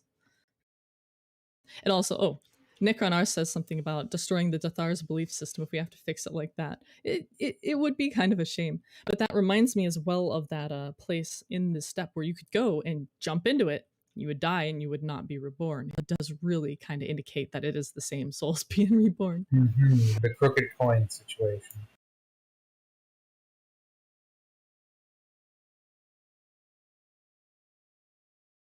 This is a really good side quest. If you haven't done it, highly recommend it. Yeah. Mm-hmm. It's kind of like really heartbreaking and emotional, but really interesting too. Yeah, it gives you some good insight onto their beliefs, and it makes you think. So Christogenesis says they suppose that we don't know where souls come from, really. One of the short stories from Shadowbringers indicates that the ancients believed that souls are a gift from the star itself. Oh yeah, that's actually, thank you for bringing that up, Krista and Arden, because that's actually an important part of the story as well, or of the theory as well, because souls spontaneously manifested. Thank you for posting that, by the way. Good quote. Yeah, it's excellent information. They say they spontaneously manifest, and they say they cannot be created. Well, we know that souls can be created now. Something's changed. Zodiark rewrote the laws of existence. Yeah, exactly. You get me. You see where I'm going. I got you. I do think that there's. I wonder. I don't know for sure, but I wonder if some of the laws he's written are have caused problems. I wonder if tempering was possible before he rewrote the laws. It might have been a boo-boo. Like they do say, the slightest thought can send your creation away. And I was like, well, what if Elidibus was like, I just want them to like me. Right. Ow. That's enough. Ow. That would be enough. Yeah, that's all it would take. I have one last theory, and this one's a fairly quick one. I believe that the whole point and purpose of rescuing Graha, rescuing the Crystal Exarch, and bringing his memories back to, let Graha go and have his day in the sun instead of sitting for his whole life in the tower or being in stasis or whatever, is going to be that he's going to have a pivotal role in the plot, and I believe he's going to sacrifice. I don't know if anyone here is familiar with the Mistborn trilogy. If you're not, absolutely check them out. Fantastic, really interesting books. There's a character in those books that is a repository of knowledge. He has all this information and knowledge, and they actually recreate the world, he receives this enormous power and is able to alter the world and uses his knowledge to do it correctly so that they're not too close to the sun and almost burning out and have to have all these volcanoes to protect them from the harmful rays or whatever is going on in this stuff. I do think that he's going to do a sacrifice in a way that he won't be gone. He might be like co-will of the star or like a guiding force over it, but I do think that it's going to be a big touching goodbye with him, but I feel like that's the way it's headed, personally. Who else has stuff they want to bring to the table? So Dagon on YouTube says that they wanted Zodiark to literally be indispensable to the star. I don't believe they wanted that when the Convocation summoned him. I think after he was summoned, it kind of became that because, once the world was fixed, they did the first round of sacrifices to summon. They did the second to restore life. I think at that point, nature. Yeah, they were like, we can't get rid of our god now. We're tempered. We need him, even though they didn't really. What started as a temporary solution quickly became a permanent one. And people who disagreed with it and were like more clear-headed at the time were like, the Convocation isn't going to continents a permanent solution, but they thought already that they had a permanent solution. So there was like that. That was kind of like part of the conflict. Was like Vinon Company were of the mind that Zodiark was not a permanent solution to Earth's convocation, and people on their side, tempered or not even potentially, were thinking that Zodiark was the permanent solution to the sound. Yeah, and just to reiterate, the Zodiark is the core concept is to imbue the planet with a will, using the souls of the living as a medium. That's the concept. Zodiark, in many ways, is the will of the convocation. I'd like to touch on what Christogenesis said, saying that they think Raha tried to sacrifice himself too many times for it to hit properly if it actually happens. I don't necessarily agree just because of what is happening in Endwalker, and same for Y'shtola. A death doesn't necessarily need to be convincing or hit hard in an emotional sense when you're dealing with an actual apocalypse. Because people die all the time for no real good reason, and I think when we're facing an end of days scenario, that holds even more true. Yeah, it's fix it or we're actually gone. Mm-hmm. It's a total war situation. Because in some regard, I wouldn't be surprised if some of the Scions end up dying without self-sacrifice or anything like that, just because of the kind of situation we're dealing with here. Like, they could even just have a situation like Alize, for example, getting hit by a stray meteor, and she's dead. And yeah, exactly. No, I mean, I will say for Alize, if she dies in Endwalker, I'm expecting it to just be because she's so goddamn reckless. And you'll have the obligatory moment with Alphinaud being like, damn it, Alize, why do you have to be so goddamn reckless? Yeah. And watch the fan base erupt. Uh-huh. Alize is like, I'll fight these monstrous things, and then she just gets murdered by the tentacle ladies or some shit in Thavnir. Who knows? I can handle myself, you know. But yeah, the twins dying. I do kind of disagree with that. I believe that a few other Scions on the side are going to meet either their demise or they're going to walk away from this expansion alive, but just out of the picture for forevermore. Yeah, I agree with Fienma and the twins not dying. I think the twins are going to make it through. I don't think Thancred's going to make it through. Thancred's arc is done.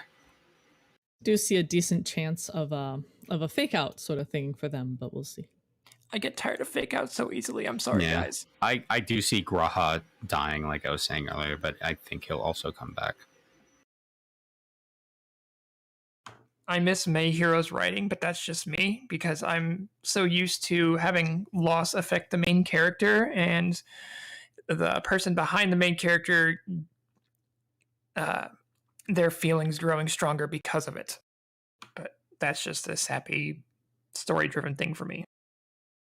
Like when, spoiler, Haurchefant dying or spoiler, Papalymo dying. Like, you felt that rage, you felt that sorrow, you felt upset because you liked those characters, you felt for those characters in one way or form, whether you felt for Haurchefant, whether you felt for his dad. That was a feeling you held. When you get the fake out, it's you feel sorry, but then they're back. Then it's kind of like a joke played on you. It's basically The Boy Who Cried Wolf in narrative. And also, I just want to admit, I felt nothing with Papalymo. I thought it was a poor use of his character. And they were just clearing the plate. Generally speaking, I would agree. They were just clearing the plate, and I understand it, but I didn't like it. He comes back, and just in time to die, and it's like, God damn it.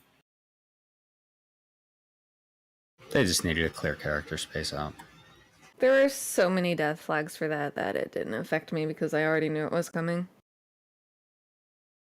And then there's Y'shtola, where it's like, she seems like a mascot who may as well just be immune to death. I mean, she's kind of the title character for the game in other games. If you look at Dissidia, it's Y'shtola. So I mean, I'm just ready for Ishikawa to get used to and brave enough to pull the trigger. When she does, it's going to crush us. I mean, she's the kind of person where I would trust that when she's willing to do that, it will be the most emotionally primed moment. But now, now the Heavensward team has moved on to 16 May Heroes writing for that team, so I'm expected to get upset for that game too.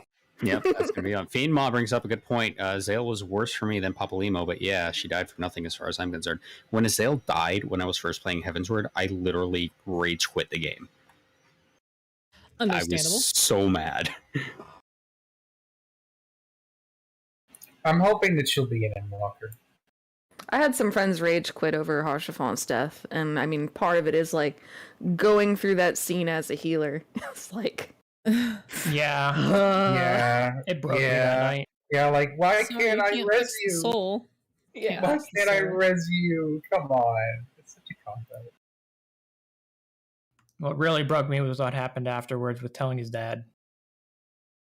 Yeah, I personally never formed any real attachment to Haurchefant, but when I went to talk to his dad, that's when it hit me.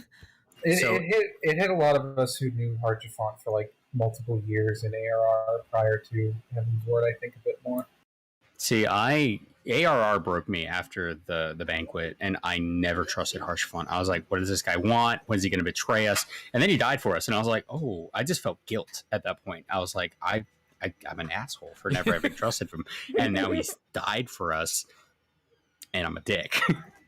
Now you understand a little more what I feel about him itself, because I was like, I distrusted him for a lot of the time, and then I was like, oh shit, he did all of this for me later? Laid the It groundwork. was a different dynamic, but it was still that same feeling of, oh shit. I'm pretty Midnight sure Kolrath. that with Emmett Selk, I annoyed the fuck out of some of my friends in 4.4 and 4.5 because I immediately went and looked to see which Scion of Light that was tied to in 12, and I was like, oh, the Angel of Truth. Okay, I'm going to believe everything he says throughout Shadowbringers. Oh, so I was arguing with my friends so much going through the MSQ. Yeah, Well, I you're would have 12, been, boy. I would have been one of those annoying people who didn't get it until like later. Like literally, as soon as he said, "I merely do my duty," I fell in love with him, and I was like, "Okay, I'm with this character no matter what." I always liked his character, but it's just like after that, after 5.3, I was like, "Oh shit." So, just a bit ago, with regard to the Haurchefant thing, Midnight Kolrath brings up that Zephyrin has this debuff that stops healing. That plus Fatal Wound, we were just out of luck. It does, and that's actually, I believe, in the it's at least in the extreme version of the fight, if not the regular one. It's been a little while since I've done the regular one, so that is, a thing.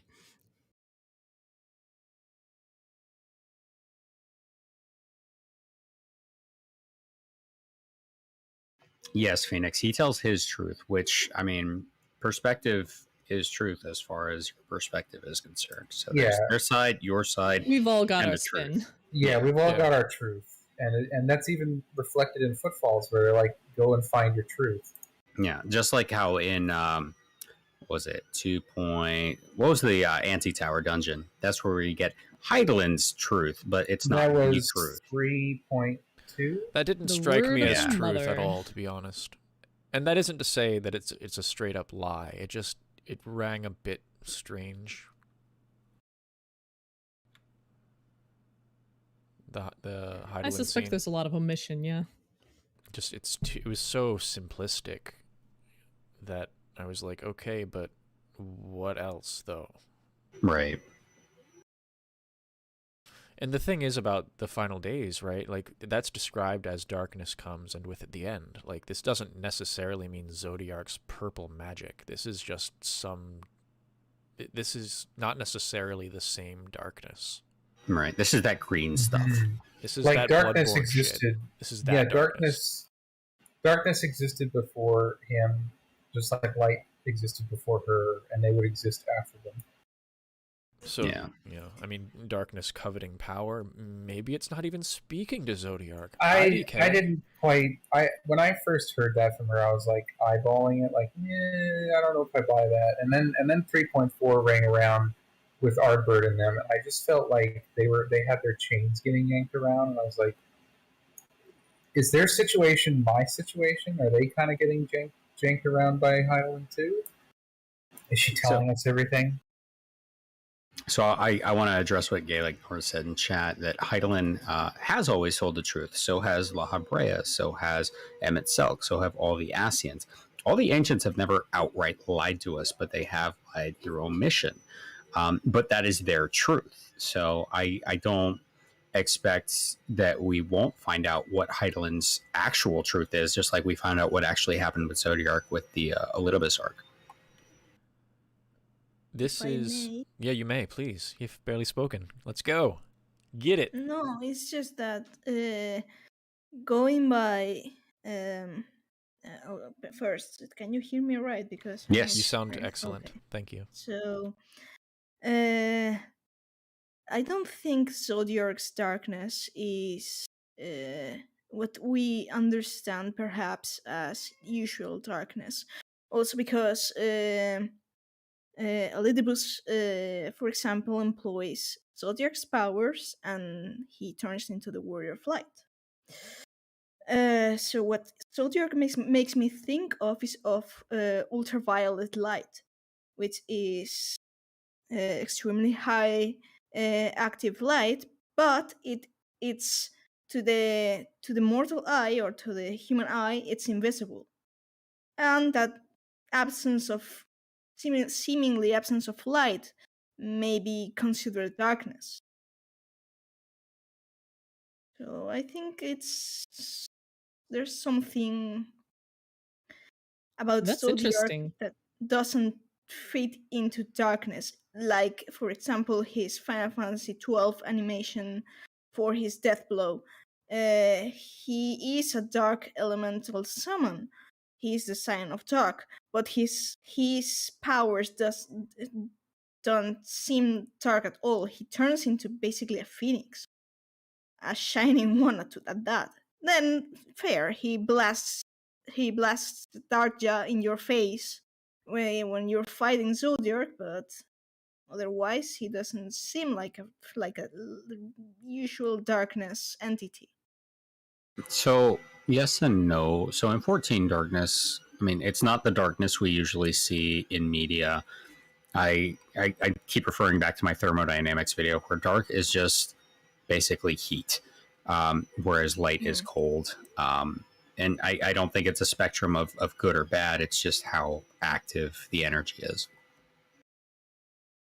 But even in terms of heat, the highest temperature light is, well, lasers, but then there's ultraviolet, if I recall, because of high wavelength, and that's the spectrum of Zodiark. It's actually called ultraviolet because it's, well, violet. So yeah, that is, yeah. Oh, I was just going to say that's interesting to me because I have sort of tied Heidelin to potentially the infrared side with my color inversion video. Yeah, I watched that video a number of times. I hadn't.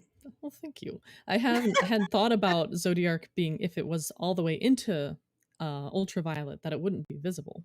It's also interesting because total random tidbit, ultraviolet light is actually really good for charging up glow in the dark stuff and make it glow much brighter than natural light.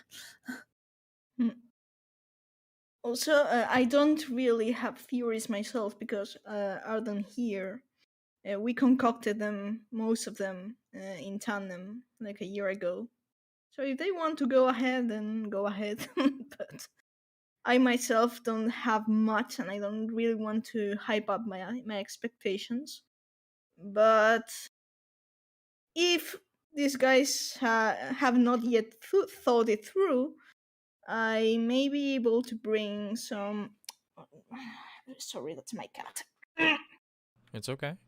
I have cats too.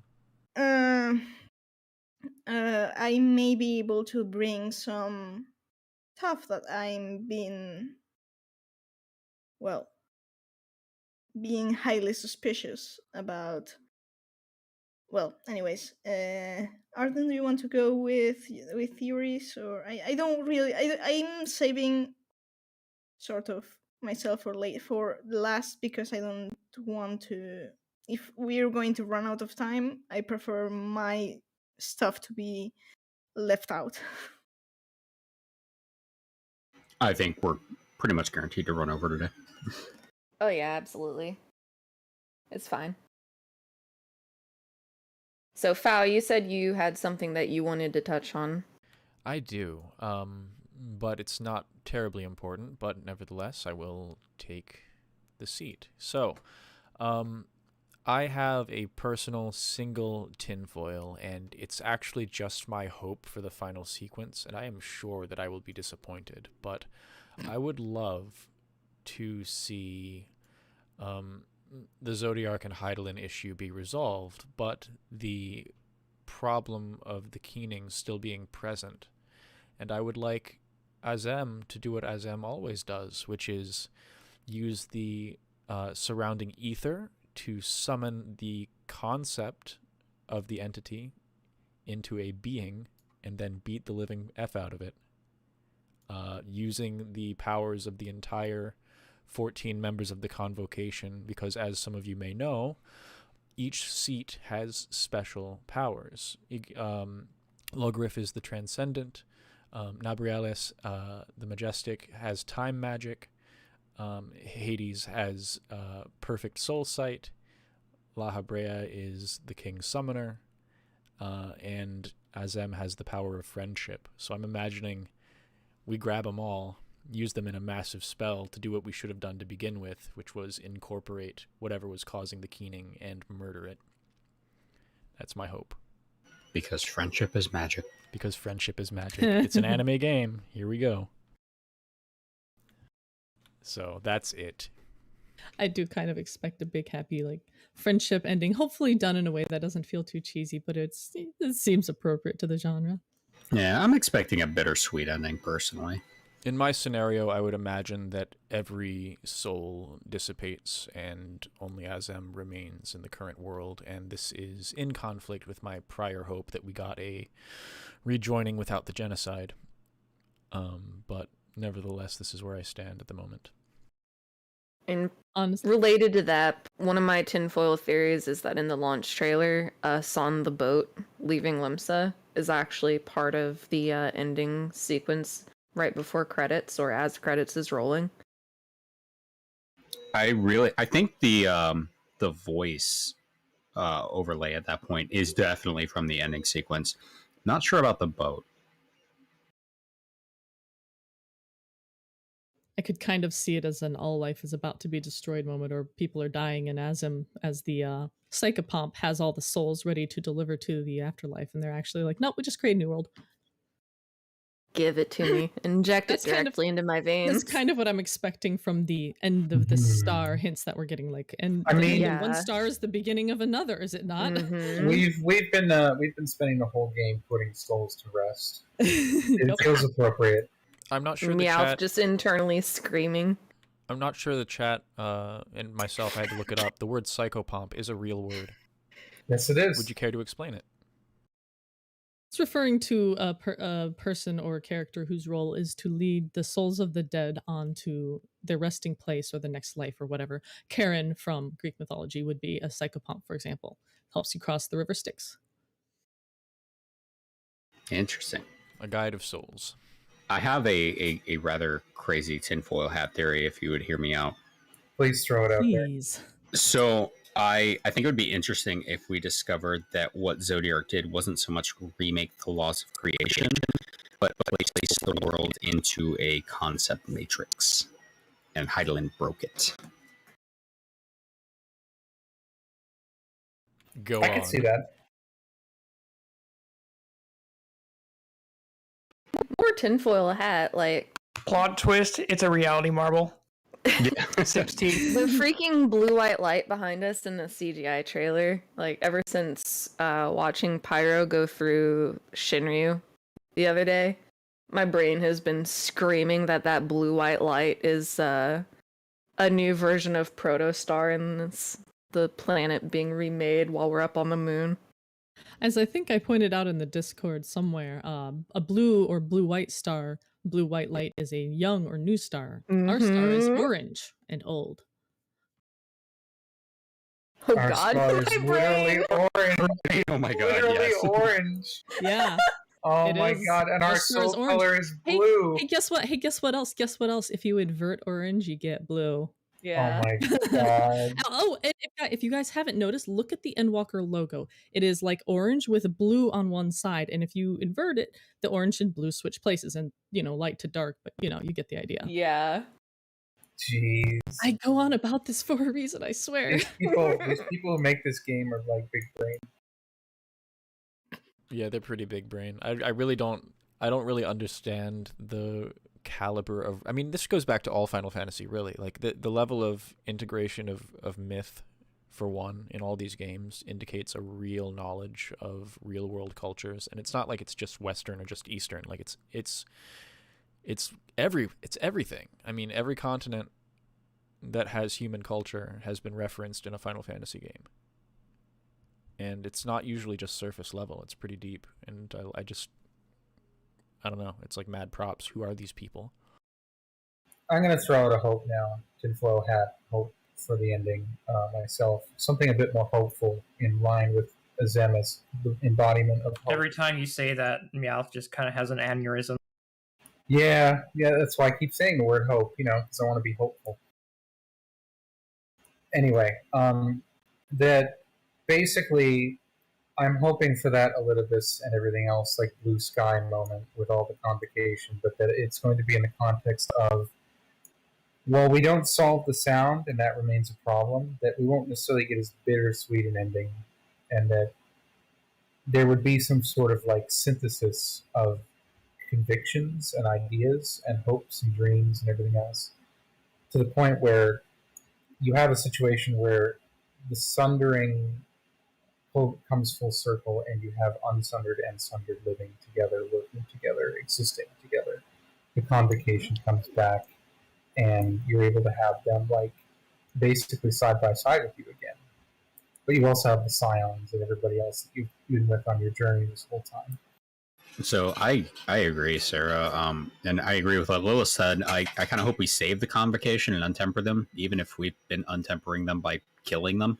I do think we're going to finally see that, hey, we've been fighting each other this whole time. When the true threat is still out there, we need to work together and resolve it. Exactly. And then we can work on fixing whatever else is wrong. Yeah, and I'm thinking that part of Pandemonium will be us beginning the process of unfucking the world, including the Underworld, in the company of people like La Habrea.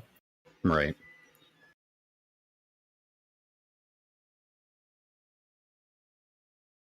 But that's like I don't want them all to be dead at the end of it. I'd rather yeah, sure, there's going to be a lot of death and everything else, but like at the end of it, I would prefer to see a lot of them make it through to be relevant to that rebuilding process. Because we're not going to be able to do that alone. The whole purpose of our friendship situation is we aren't going to solve these problems alone.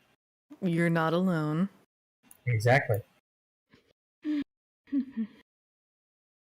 And I think it also would be just really interesting to have like people of many different levels of rejoining interacting with each other, and potentially even being able to bridge the rift between the remaining shards and having those interactions.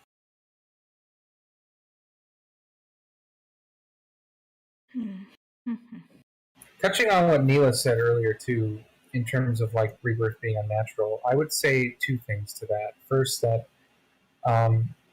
rebirth as a concept itself is inherently depicted in humanity's religious traditions as being a negative, but that I tend to think that it's only a negative insofar as your inability to control how you're able to be reborn, and what you're able to do with the lives that you're then able to get from being reborn. Like, if you actually make it worthwhile, which I don't think is impossible, it becomes a lot less of a burden. But because nobody has any real control over that in this universe, it's still a problem.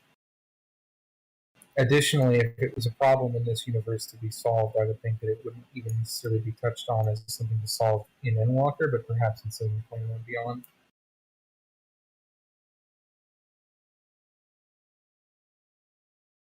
So what role do you guys think the first is going to play in Endwalker? Personally, I expect very minor, maybe a little bit of like prayer or support from Reen, Gaia, etc. But I think we might run over there to get a little more info or something like that. But I wouldn't expect much beyond that. Do you think Well, we could summon Green and maybe Gaia, depends, because Gaia is locked behind the Eden questline.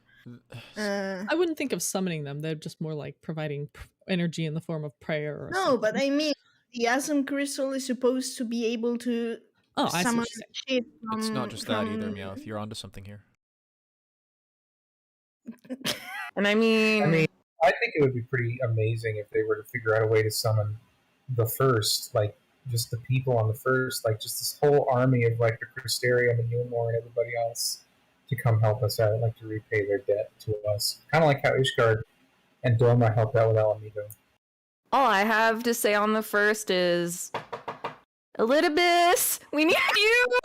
Same. Yes, we need to go back to the tower at some point to get the crystals from him and him. We need to yeet him out of there and be like, we need your help. And he's going to hopefully remember us this time. For fuck's sake. Comes out like a surf dude with on his giant. Never mind, I was on vacation. He comes out and it just comes out and Elidibus, it's the final days. Oh, forget everything. Let's go. So sorry. Addressing me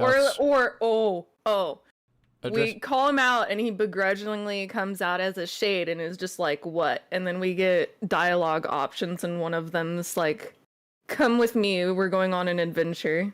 He comes out in like shades and a mankini and carrying his surfboard or even it's like, not Fandaniel. or if he's in like his Elidibus form, where he's like the little white form, and we like tell him we want to go on an adventure. He's just got all that childlike wonder. Yes. Carrying all the convocation crystals on a necklace. It's like, what, you mean these? Keep in mind, Hades was also killed on the first. So if the live stream was sundered as well, which I highly suspect it was, we would have to go to the first's Underworld to recover him. We would go to the heights of the heavens to see Elidibus at the Crystal Tower, and then go to the Underworld to see Hades and the recreated Amaurot and pluck him out of the dying gasp. Yeah. Maybe his soul is chilling out with all of his ether in the recreated city. Yeah. And if the Underworld is one of the zones, what do you guys think the final zone would be? Thol's ball. I'm kidding. I mean, in all honesty, I'm kind of expecting that the final zone may just be empty space with the blue-white light in the background. The final battle with Necron. Quote me on like that. A literal, actual, like, void. I'm hoping for Necron. Or the rift or something. Like, we would just be in space. So I honestly think that everything we've seen from the artwork and the hints we have coming out, I'm really hoping that the final zone is going to be the Dragon Star. Now that had occurred to me, and I would be pretty hyped for that, but I'm still expecting Dragon Star to be in 7.0 or later. So, a few minutes ago, Meowth had asked a question about whether we could get people onto the source, and I wanted to help answer that question. Got run over by a bus. But there are 3 ways we could get people over here. Firstly, Source Graha knows how to use the tower. Period. He knows how to use the tower. The portal. I apologize. Something just occurred to me. He knows how to summon the tower. Go on. He knows how to summon the tower even, yes. So that's part 1, right? Part 2 is Gaia isn't trained up anymore. She had this amnesia superpowers, but she can tear holes in rifts. Just her physical body has that in her. Meanwhile, we have the younger... oh, geez. What is his name? The role quest, but the child, not the hunter. No. Yeah. Anyway, Taylor. Tainer. Tainer, thank you. Anyway, he can throw up in the rift, and we've got Unokalhai, who's already knows how to do it because he's old as fuck and has really good ability to learn things. So they can all throw a rift hole open. We've got the Crystal Tower, and then further we've got the Azam Stone. So we got 3 paths for sure. Yes. That's a really good point. I also just had the thought of if we go to Gate Elidibus could see Inukai again. That'd be a nice reunion. Mm-hmm.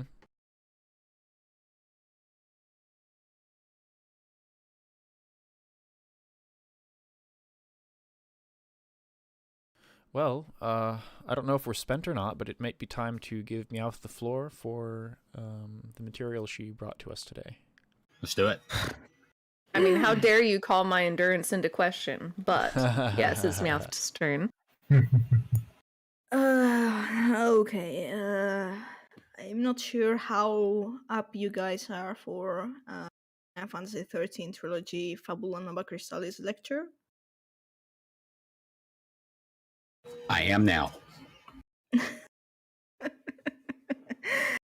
Because the thing is, not many people are acquainted with the 13th trilogy, or Fabula Nova Crystallis for the matter, and those who are probably have not dived as much as well. I'm not going to say entirely myself, but I do have a background of low diving hard into the trilogy, and as things stand now, I'm this crew only expert on spotting Final Fantasy XIII references, though I'm kind of teaching them. Like the other day, Arden showing me that fucking Trifid in the Garlean in the Garlean dungeon. So, where should I begin? Please note that what I'm going to explain is very watered down, because if I were to explain shit, it would take me some hours, and we don't want that. So, also, do you hear me? Because I don't trust my microphone or my Discord right now. You We were hear you fine. just fine. Okay. Damn it, Meowth, talk. Okay. I would first begin, Fao, can you pull up some videos? Assuming he's back from making his popcorn. Ah, damn Popcorn's delicious. Okay, so I can't rely on Fao now for shit. Okay. Damn it, Foul, you had one job. Okay, now, well, while he comes back. The thing mostly about there's a lot of things already from Final Fantasy XIII in Final Fantasy XIV. As of course, well, most of all, in Alag, there's many of the elegant mobs and chimeras and stuff. And bioweapons, they come straight up from Final Fantasy XIII. So yeah, Azizlan, a theochemical research facility, were a field day for me. But if you're incidentally, today is the 8th anniversary of Line of Returns Final Fantasy XIII release in Japan, so fitting. But the final entry of the trilogy, Line of Returns, it's about the final 13 days of the world. So you may expect some, drawing some cues for the final days of Final Fantasy XIV from the 13th trilogy. So. Hey, Meowth. What if Endwalker takes place over 13 days? Sorry. You know what's Damn. fucked up? You know what's fucked up? That in truth, the 13 days of Lightning Returns are actually 14 days. Yeah. I'm just Do it now right, we'll get the 14th imagining. day. I'm just now imagining that we log in on the 3rd, and before even going to the MSQ, it's just like the 13th day, and Meowth just explodes. I Oh, mean, they could go jeez. with the 14th day because that's technically Mhm. how much you can expend the remaining days of the world. I feel like I you're have- going to need to record your playthrough, Meowth. You mean of Endwalker? Because I did record my Yes. playthrough of the trilogy. Of Endwalker, yes.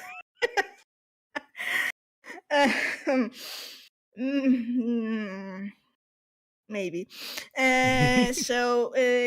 The first thing I'm going to share with you is it's not from the 13th trilogy, but it's from the Fambula Nova Crystallis universe, which is basically the same.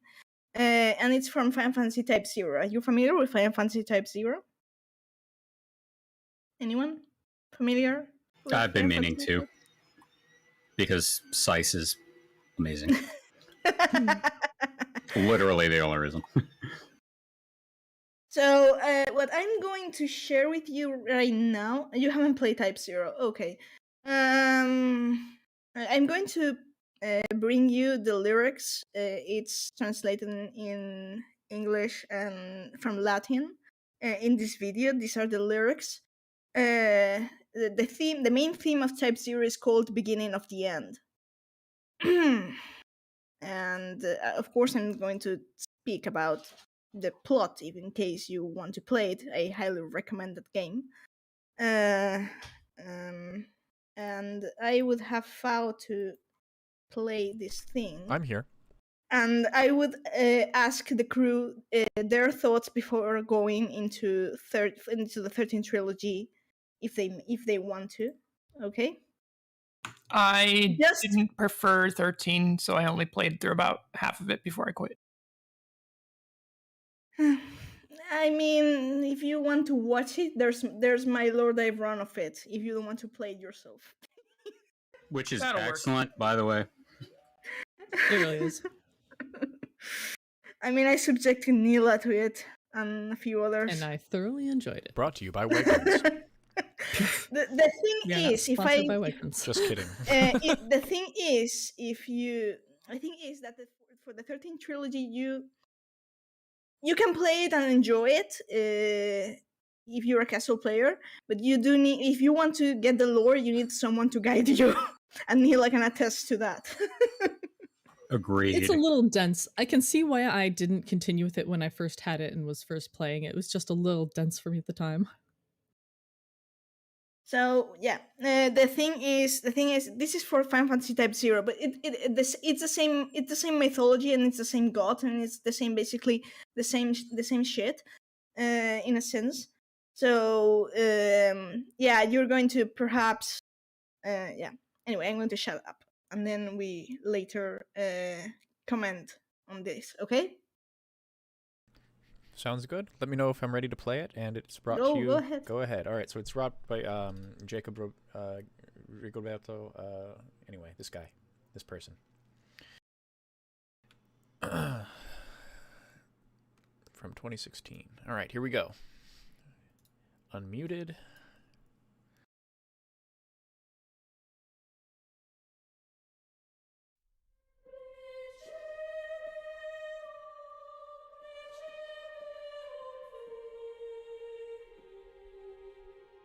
Oh, this song. I love this song.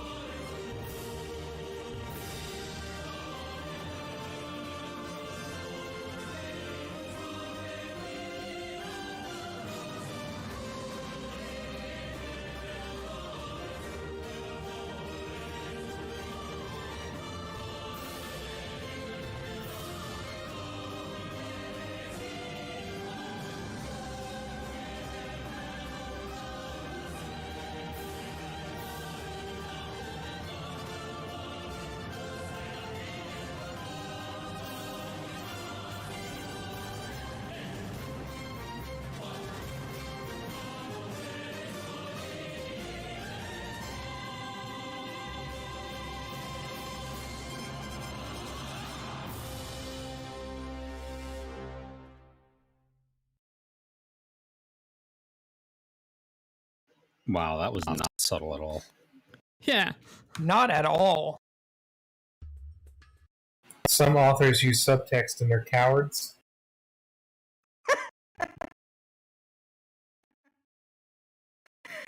What do you think? I think you must know the writers. That was a ride. Fearless hearts ablaze, no more time to waste. No, it's not too late to forge ahead.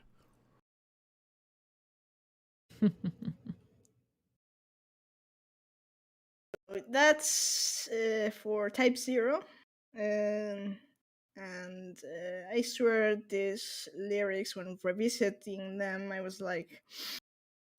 Type 0 is so underrated. I suggest everyone at least give it one playthrough because it explores some dark stuff. I do intend to go through to complete my Lord Dive run, not of the trilogy, but of the Fabula Nova Crystallis universe by Lord Diving into Type 0 after Endwalker. So I want to say there are many games I missed just because they were on portable, and it depressed me so much. Yeah, Agreed. it was a PSP handheld, but it also ported over to the PS4. And to Steam. I'm going to play the Steam version. Yeah. Rhapsodic Songbird says, hearing the phrase Warriors of Rubrum in conjunction with White Warriors, it's different as a Red Mage main, which is interesting and cool, but it also made me think of something. We have two main major mask colors that we see in the Ancients, the red for the Convocation, Warriors of Rubrum, and then white for the average citizens. We know there's a third mask color that's black, but we don't know what it's used aside from Azim and the minions. Outsider. Waiting for a fourth color to complete the alchemical set. Yes. Oh no! Oh no! Oh no! You just brought my head to Xenosaga and the Four Testaments. I was How going to dare say, you? yes, like I was thinking gold, but yeah, yellow, basically. Yeah, and it is by no means a happy game, so do not expect to go through this expecting like Final Fantasy X levels of beautiful. So from this, I'm going to. You probably noticed that stands about their phoenix will never rise again. Right? Yeah. Give me a moment. Laughs evilly.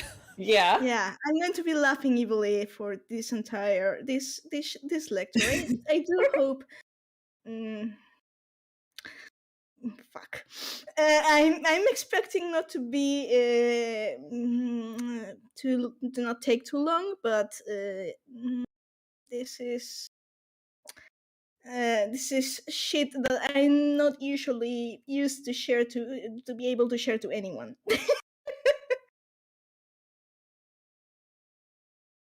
Give me a moment. I have to send Fao something. You know, the more that Meowth you talk about 13, the more I'm just like, you know, it's no wonder that you just completely lost your mind and were like, I hate you, when I pointed out that dungeon and the mobs in the launch trailer.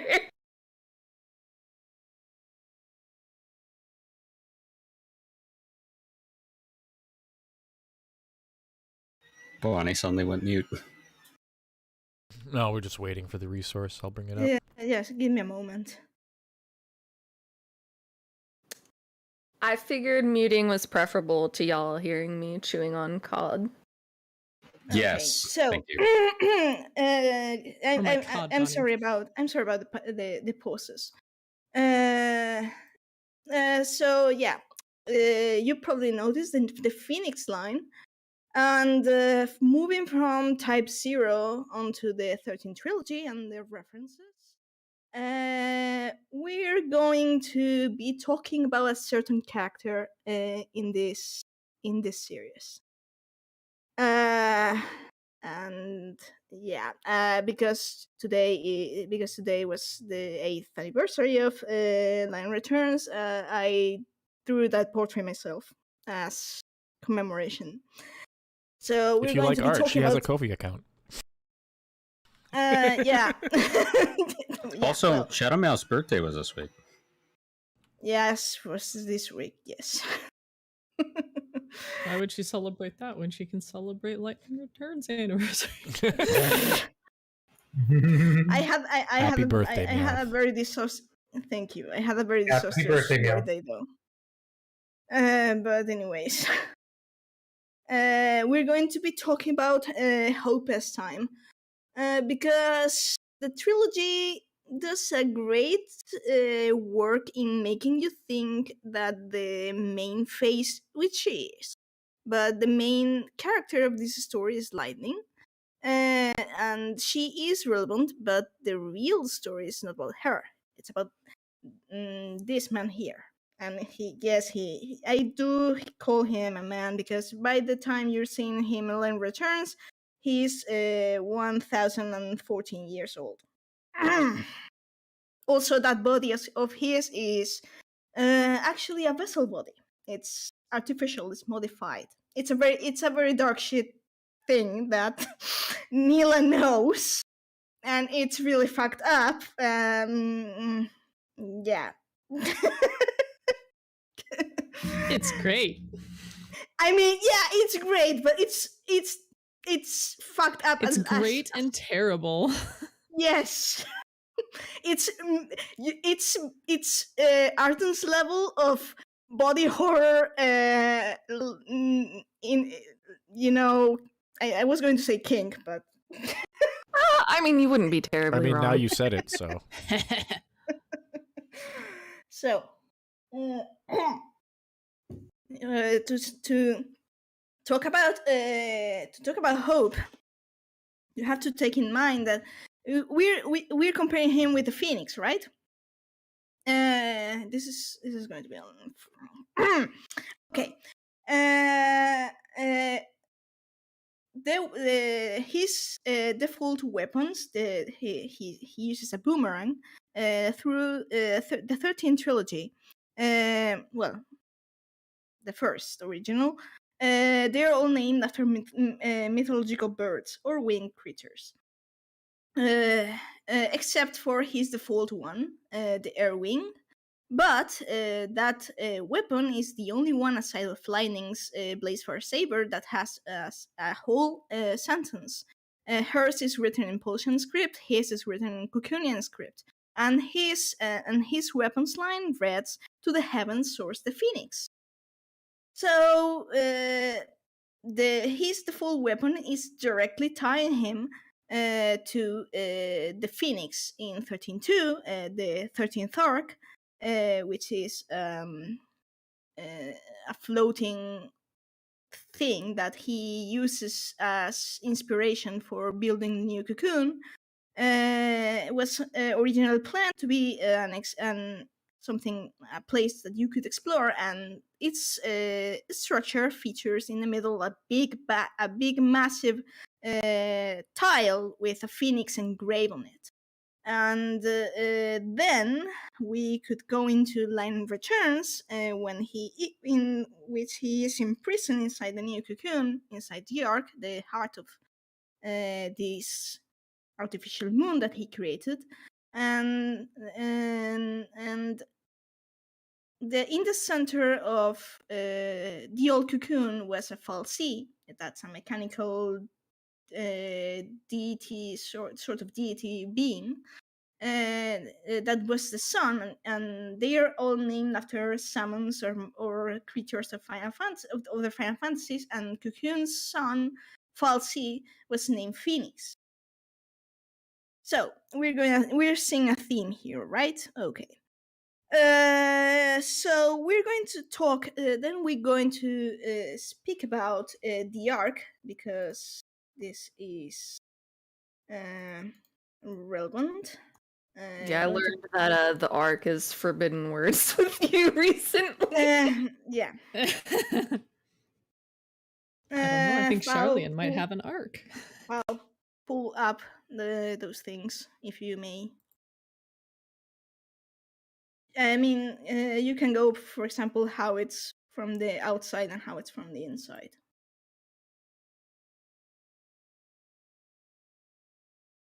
It's a bit little. That's from the inside. Yeah, well, that's the Ark on the inside.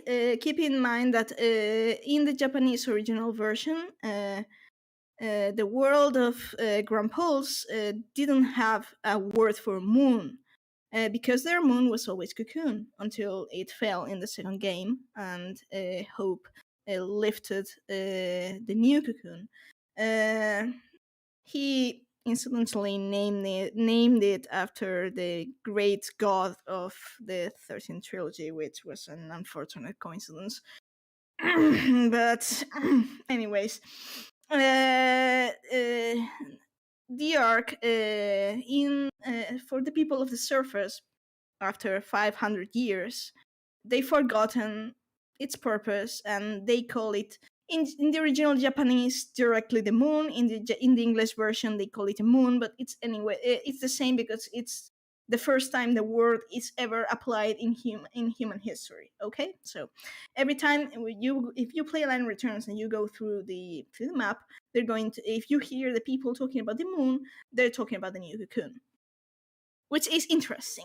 So the arc is basically Line Hope's headquarters in Line Returns, and that tree you see there, that's called Yggdrasil.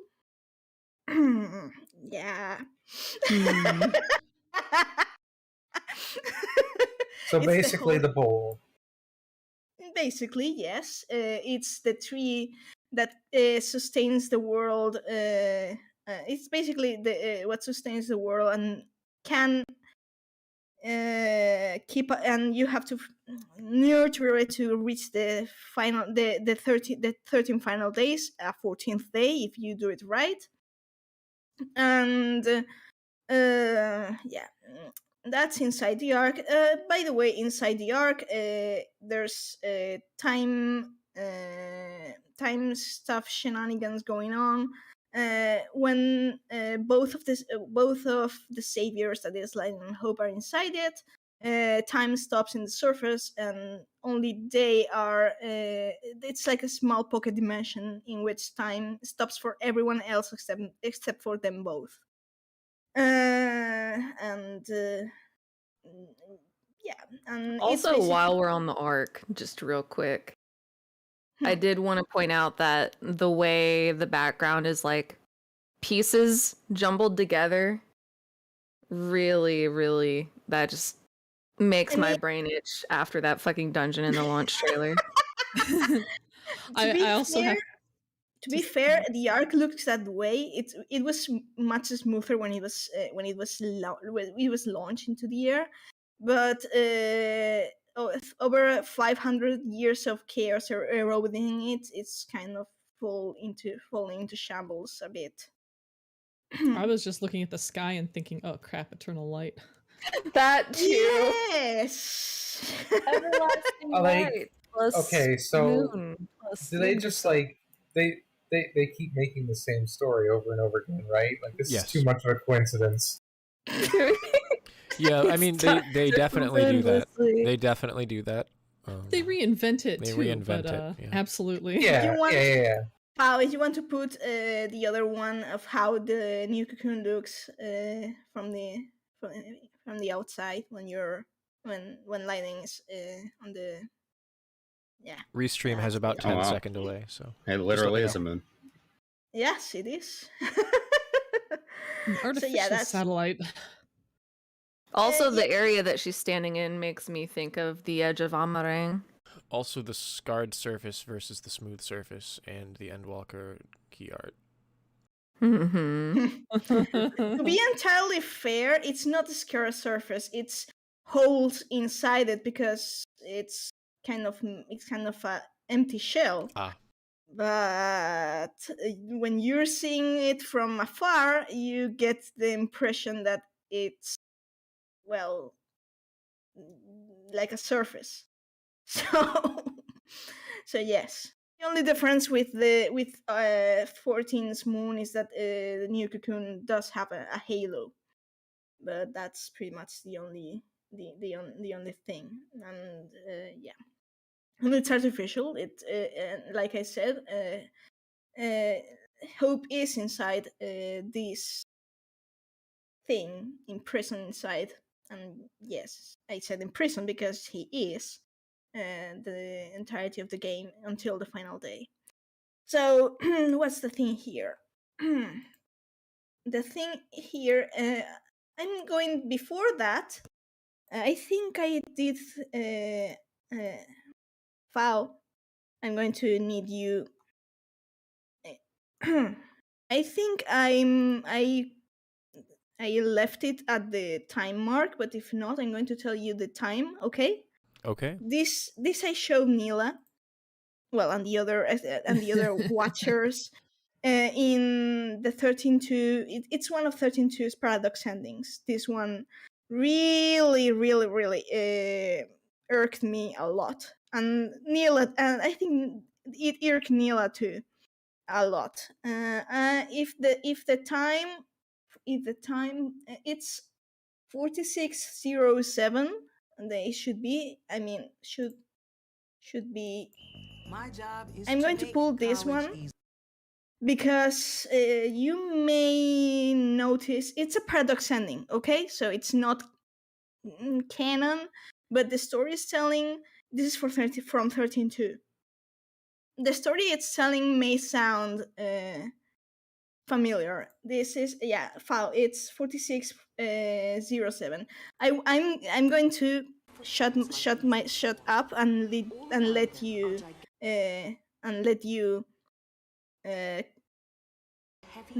hear your conclusions, okay?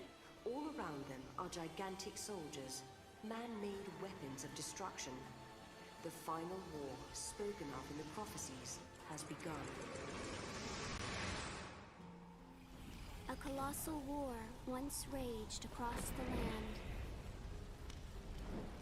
The spark was the pillar of cocoon, growing weaker by the day, threatening to collapse. Among the people, there were those who sought to resurrect the fal'Cie. They wanted to use their power to avert catastrophe. However, there were many who feared the fal'Cie and their part in Cocoon's history. The populace was split. Anger divided them. Over the course of time, the debate escalated into war. Zodiark, is that you? As the battle raged on, one side created soldiers the size of mountains. Instead of surrendering, their rivals retaliated by building their own massive weapons. What began as a dispute between humans became an earth-shattering war between giants. The titanic conflict grew beyond the people's ability to control. Pulse became a scorched battlefield. And eventually, what they set out to protect was destroyed. That story has been passed down for generations. It happened long before I was born, but for Sarah, it's a war she knows nothing about, one that has yet to take place. The massive weapons of war overran the land. They say it was the beginning of the end of the world, the day the giants caused the fall of Cocoon. If it's true. If we defeat all the giants, then we should be able to save the future, and the world. I've made up my mind. I'm staying here with you, Noel, in this time. I can't let the world be destroyed. Thanks, Sarah. The pillar supporting Cocoon is already weak and starting to crumble. There's not much time left for us. But even so, we're not going to give up. We can't. Because I know what happens after Cocoon comes crashing down from the sky. The world is stripped of growth, of life. The water runs dry, and even the winds grow still. Everything withers away in a slow death. It's a world with no hope, no future, nothing. A forsaken world. That's the world in which I was born.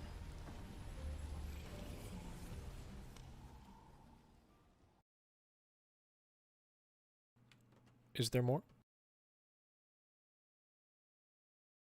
Wow.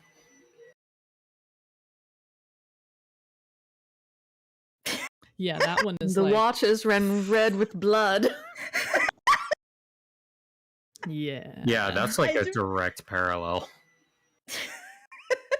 Do you recall? I do recall Nila's comments as we were going to live through that in the Lord I've run. Like, I just wanted to give credit to DanSGO8 on YouTube. Feel free to give them a like and a subscribe, and thank you for letting us use your video. so yeah, that's that I had to pull that one because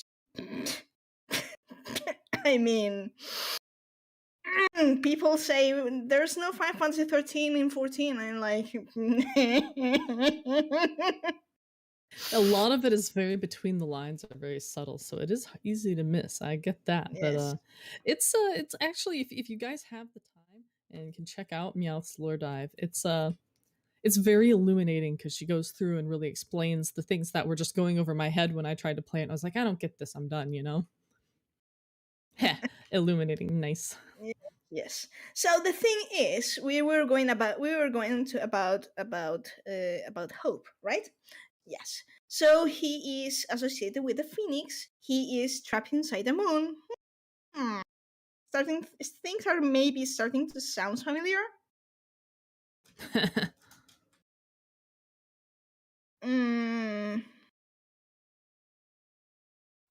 He is. This is Line Returns spoilers. If you intend to play Line Returns, cover your ears or mute the stream. He is. What? Oh, we just saw a massive cutscene. That's all. Oh, okay. No, that's for 13. It's not the true ending. It doesn't count. Yep. It doesn't count. It's a paradox ending, and that's for 13-2. But for Line Returns, spoiler alert, 1, 2, 3. Hope is the vessel remodeled for the radiant god Bunibelsa. He was chosen to become this. He went through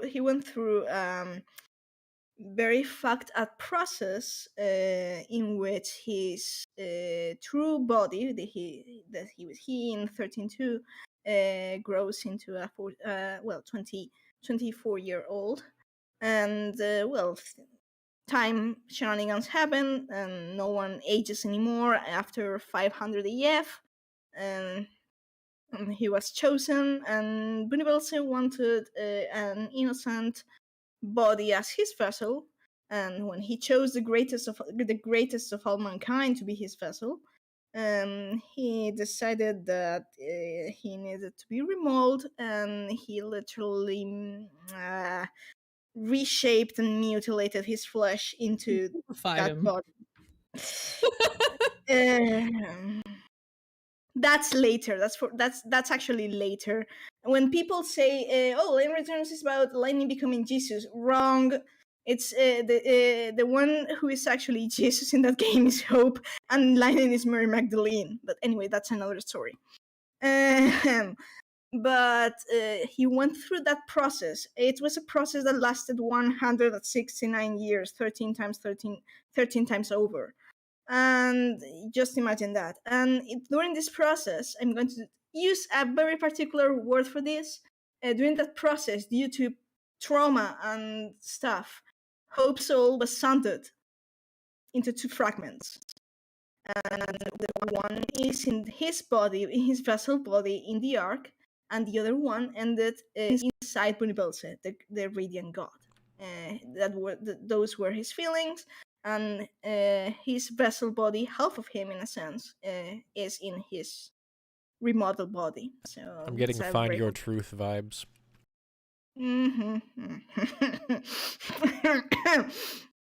Yeah, well, so you need to work on that cough. Yeah, I should. So we're dealing with now, and also Hope is a character that is his eidolon, for example, is Alexander, which he and his ultimate attack, last resort, is basically holy. So we could say that he is, even though the holy element doesn't exist in 13, he is the closest thing to the light element that the trilogy has. which is interesting because he's also a really dual character in terms of, well, anyways, that's for another story. So we got someone who is actually an intended vessel for a god inside the moon associated with Phoenix. But what connection does he have with Hope? What connection indeed?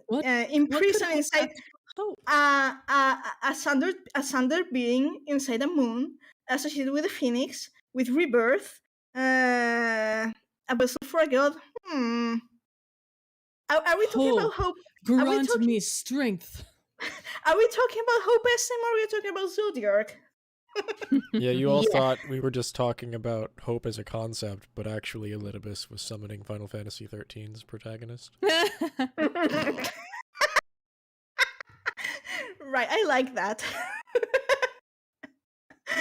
But yes, and Zodiac is the elder primal of Hope, or at least was summoned through the Hope, and actually gets stronger if there's Hope around. So yeah. It can be also hope for deliverance, which is also what the people of Nova Chrysalia pray for coming the final 13 days as well. But that's some of them just do that all day. Yes, exactly. So every soul crying out for deliverance, one might say. Yes. And the last thing I'm going to show, and that this one absolutely, I recall that those who were from the Discord server, you come from a 14 background and you get thrown into this after 5.3. I knew they were going to lose their shit, and I wasn't wrong. I actually screenshot that. The last thing I'm going to show you, it's from the original Japanese version of Lightning Returns. It's from the end game, so it's high end game spoilers. Okay. So I'm going to link this to Fao. But it's needed because maybe make you understand why I flip my shit after 5.3 and why. Yeah. This is the Japanese version, okay? This is the original Japanese, and which means it's the original script, of course, not through not after modified translation or localized. Exactly. And the only thing I did here, this is in my channel, but anyways, the only thing I did here was to add the subtitles to English. Okay. You know how well Moose was talking here about the difference between Western narrative and Japanese narrative, and Japanese is of course straight to the point. So yeah. What I'm going to bring up here is this is spoiler alert 1, 2, 3, go. Spoiler alert, this is Lightning coming to meet inside the Historia Crux possessed Hope, because in the final day Bunibels is using him as his medium since, well, the vessel of God and stuff. And it's when it's revealed the plans for her and for him later. You can play the entire video if you want, but there's only until there's 2 cutscenes in there. You can play if you're running a bit out of time, you can play the entire just the first one. Okay, the first one is the one that interests me. It's getting late. Yeah. The first one is the one that actually interests me. So you're probably going to recognize some things, but one certain line that Bunibelse as Hope describes Lightning as. Okay. Hey, is this your YouTube? Yeah, but I don't really upload much. Well, you have 150 some subscribers, so I just liked and subscribed. Congratulations. So, anyways, real quick though, there's one thing that I'm going to, you're going to probably, yeah.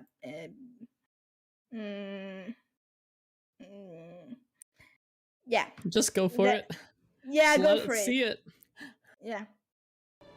彼は永遠の夢を見た。この世界が永遠に続くことを望んだ。この世界に終末をもたらす者と戦った。けれど彼の夢に反して世界は死に瀕した。混沌の女神エトロが滅んで世界をめぐる力の循環が絶えて全てが狂った。そうして彼は気がついた。巡り巡る見えない力が世界を支えていたことに。それは人の心、思いと命。女神は死にゆく人の思いを受け止めて生きる人の心に力を送っていた。しかし女神は滅び循環は断たれた。この世界はもう救いようがないから彼はやり直すことに決めた。新たな世界の創造。彼ならば万能のブーニベルゼなら形あるもの一切を思うがまま想像できる。代わりに彼は形なきものを、目に見えない心は作ることも集めることもできない。だから任せることにした。永劫の時に耐えた魂を募るためにしもべを使わした。解放者。神の命を受け魂を選ぶ者。魂を選ぶだけか。ただそれだけではないだろう。神は私を作り変えようとしている。限られた時の中で魂を選ぶ試練を課された私に神が求めた真の使命は消えた女神の身代わりだ。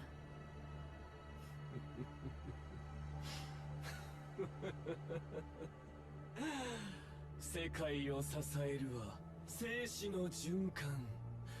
女神エトロなき今、新たな世界に新たな女神を。カオスの彼方に君臨し、死せる魂の思いを人の心に送る女神となれ。ああ、なってやるさ。お前が望む女神じゃない。お前を倒す死神だ。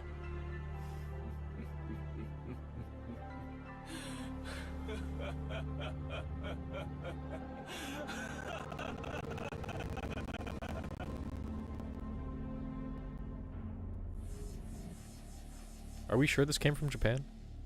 Like, he looks pretty happy about this. Go, you can post it there. Oh, that is epic. I don't want to pause it, Meowth. I don't want to pause it. That's very poignant, honestly. You want to keep going? It's only 3 more minutes. Okay. Oh, the birth of a new planet. There's another thing I think we'll see in Endwalker. Yes.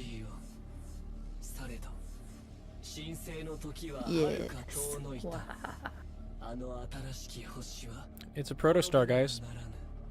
作っておいてもう壊すとはな。そなたが招いたことだ。そなたがみそぎを阻んだがゆえ、あれらの魂は悪しき縁に囚われている。新しき星、人の魂、共に清めの炎に溶けよう。そしてまた天地創造をやり直し、人間を作り直すのか。記憶も絆も全て忘れた過去のない人間を。新たな世界にふさわしい人の姿だ。嘆きも恨みも忘れ果て、純粋な喜びのみがある。そんなものは人間じゃない。人の形をしただけの人形だ。ブーニベルゼ。神様は最後まで人間を理解できなかったな。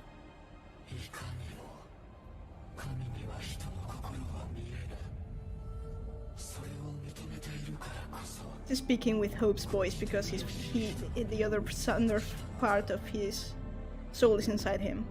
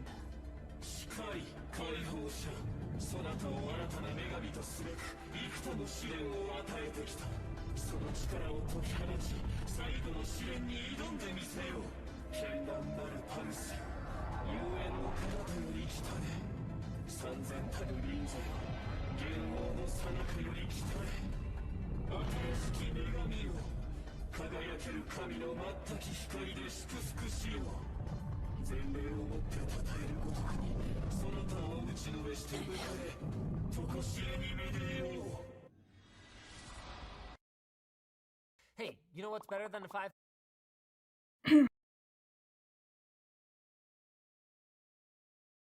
Overly attached Boonavels. It's complicated. Think that I would like to make you keep in mind that Hope's feelings are inside this.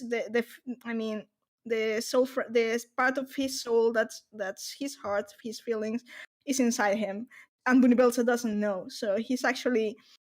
You can ask yourself: is it actually Bunibelsa speaking, or are those Hope's corrupt feelings coming through the filter of Bunibelsa, who doesn't understand feelings? It's another whole story, but.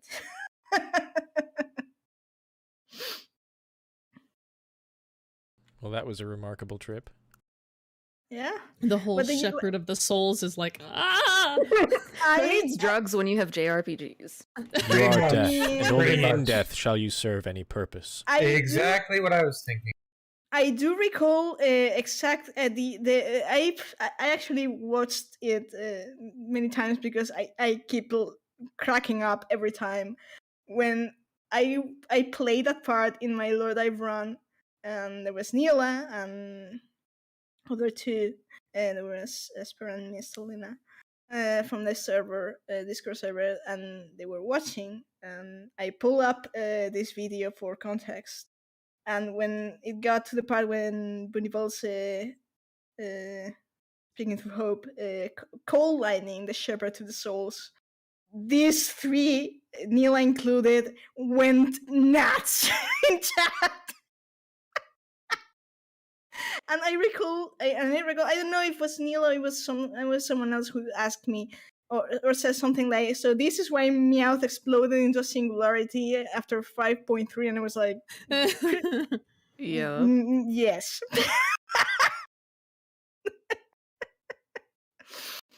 The thing is that in English they don't use the line of shepherd to the souls, but the original Japanese does.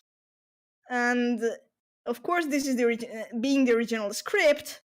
It makes the thing more meaningful in terms of Endwalker and the implications to the shepherd to the stars than if it was just a translation thing.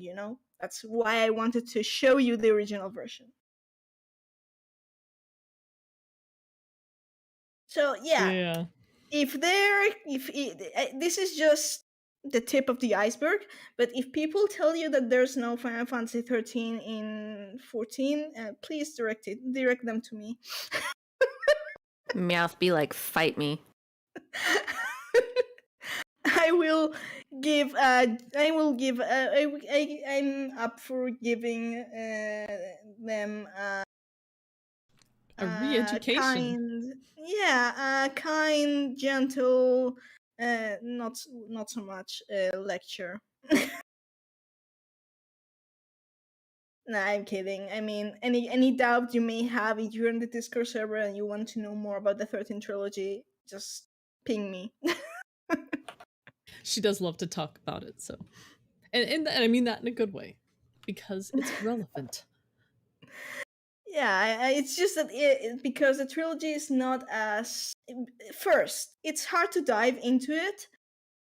Second, not many people are familiar with it. And third, most of the people, at least in the West, that are familiar with 13, most of them actually have not really played it or hate it directly. So it's... Yeah, and then there's all the issues with the English translation too. That's just only one part in Land Returns, but yes, I agree. That's just one thing, but it ruins the entire foundation. A fairly important thing, yeah. Yeah, I always say that was just because the times were different too. Summarized, it's basically when back in 2010, 2013, which was the frame these games were released, it was still going hard on censorship in video games. It's not as bad as today as it was back then. And in terms of, for example, Lionel and Hope's relationship, like I said in chat, he is a 1,014-year-old man that just happens to have been reshaped into that form. But of course, from the outside, people could point at it and call, you know the usual argument, right? So it's kind of complicated. You have to go into that to understand it. But the thing, I'm not going to go over it because we ran out of time, and I could rant about this for hours. I honestly think that was an excellent primer and teaser for 3 very likely to be excellent games that didn't get a fair shake, even from me. I played it twice. I loved 13.1, but I knew it had problems with like linearity, storytelling, lack of free motion, but it was that first impression that unfortunately made me not even touch 13.2 or 3, and what a mistake it seems that was. Agreed. I did the same thing. I also did the same thing. And for what it's worth, that's on the producers, but still, it feels bad, man. I mean, I understand if you don't really, because it was this time when Square Enix was still going a bit experimental, the entire new thing with, the MMO boom with 11. That 11 also got hit hard by nostalgics, if I recall. Maybe Arden can confirm. Then came 12, which was following an MMO playstyle as well, and then came the 13 trilogy, which was still experimental. They were setting the basis for what Final Fantasy is these days, but because of that, they got hit really hard by the fact that they were still experimenting and finding their comfort place, and the fact that the fan base was clutching to the classics. That's... nostalgia can be a real yeah. It can put on blinders. Your emotional attachment to a game can make you think it's better than what it was. Yeah, and the sad thing is that, I take it as something to bear in mind, that, for example, when the remaster for 12 was out, everyone, even former haters of 12, were praising it and rediscovering Final Fantasy 12. because admittedly they have gotten better. They adjust some things. It looked better, and people came to rediscover 12 after 10 years or so, 12 years, and they were saying how great it was. If we got that with the 13th trilogy, I'm sure that many people would look at the trilogy with different eyes. Sounds like we should be writing some letters. Yeah, but in the meantime, if you don't want to play because the play style, which is valid, it's not appealing, but you're still interested in the lore, like again, I did the entire playthrough for you, explained by yours truly. So.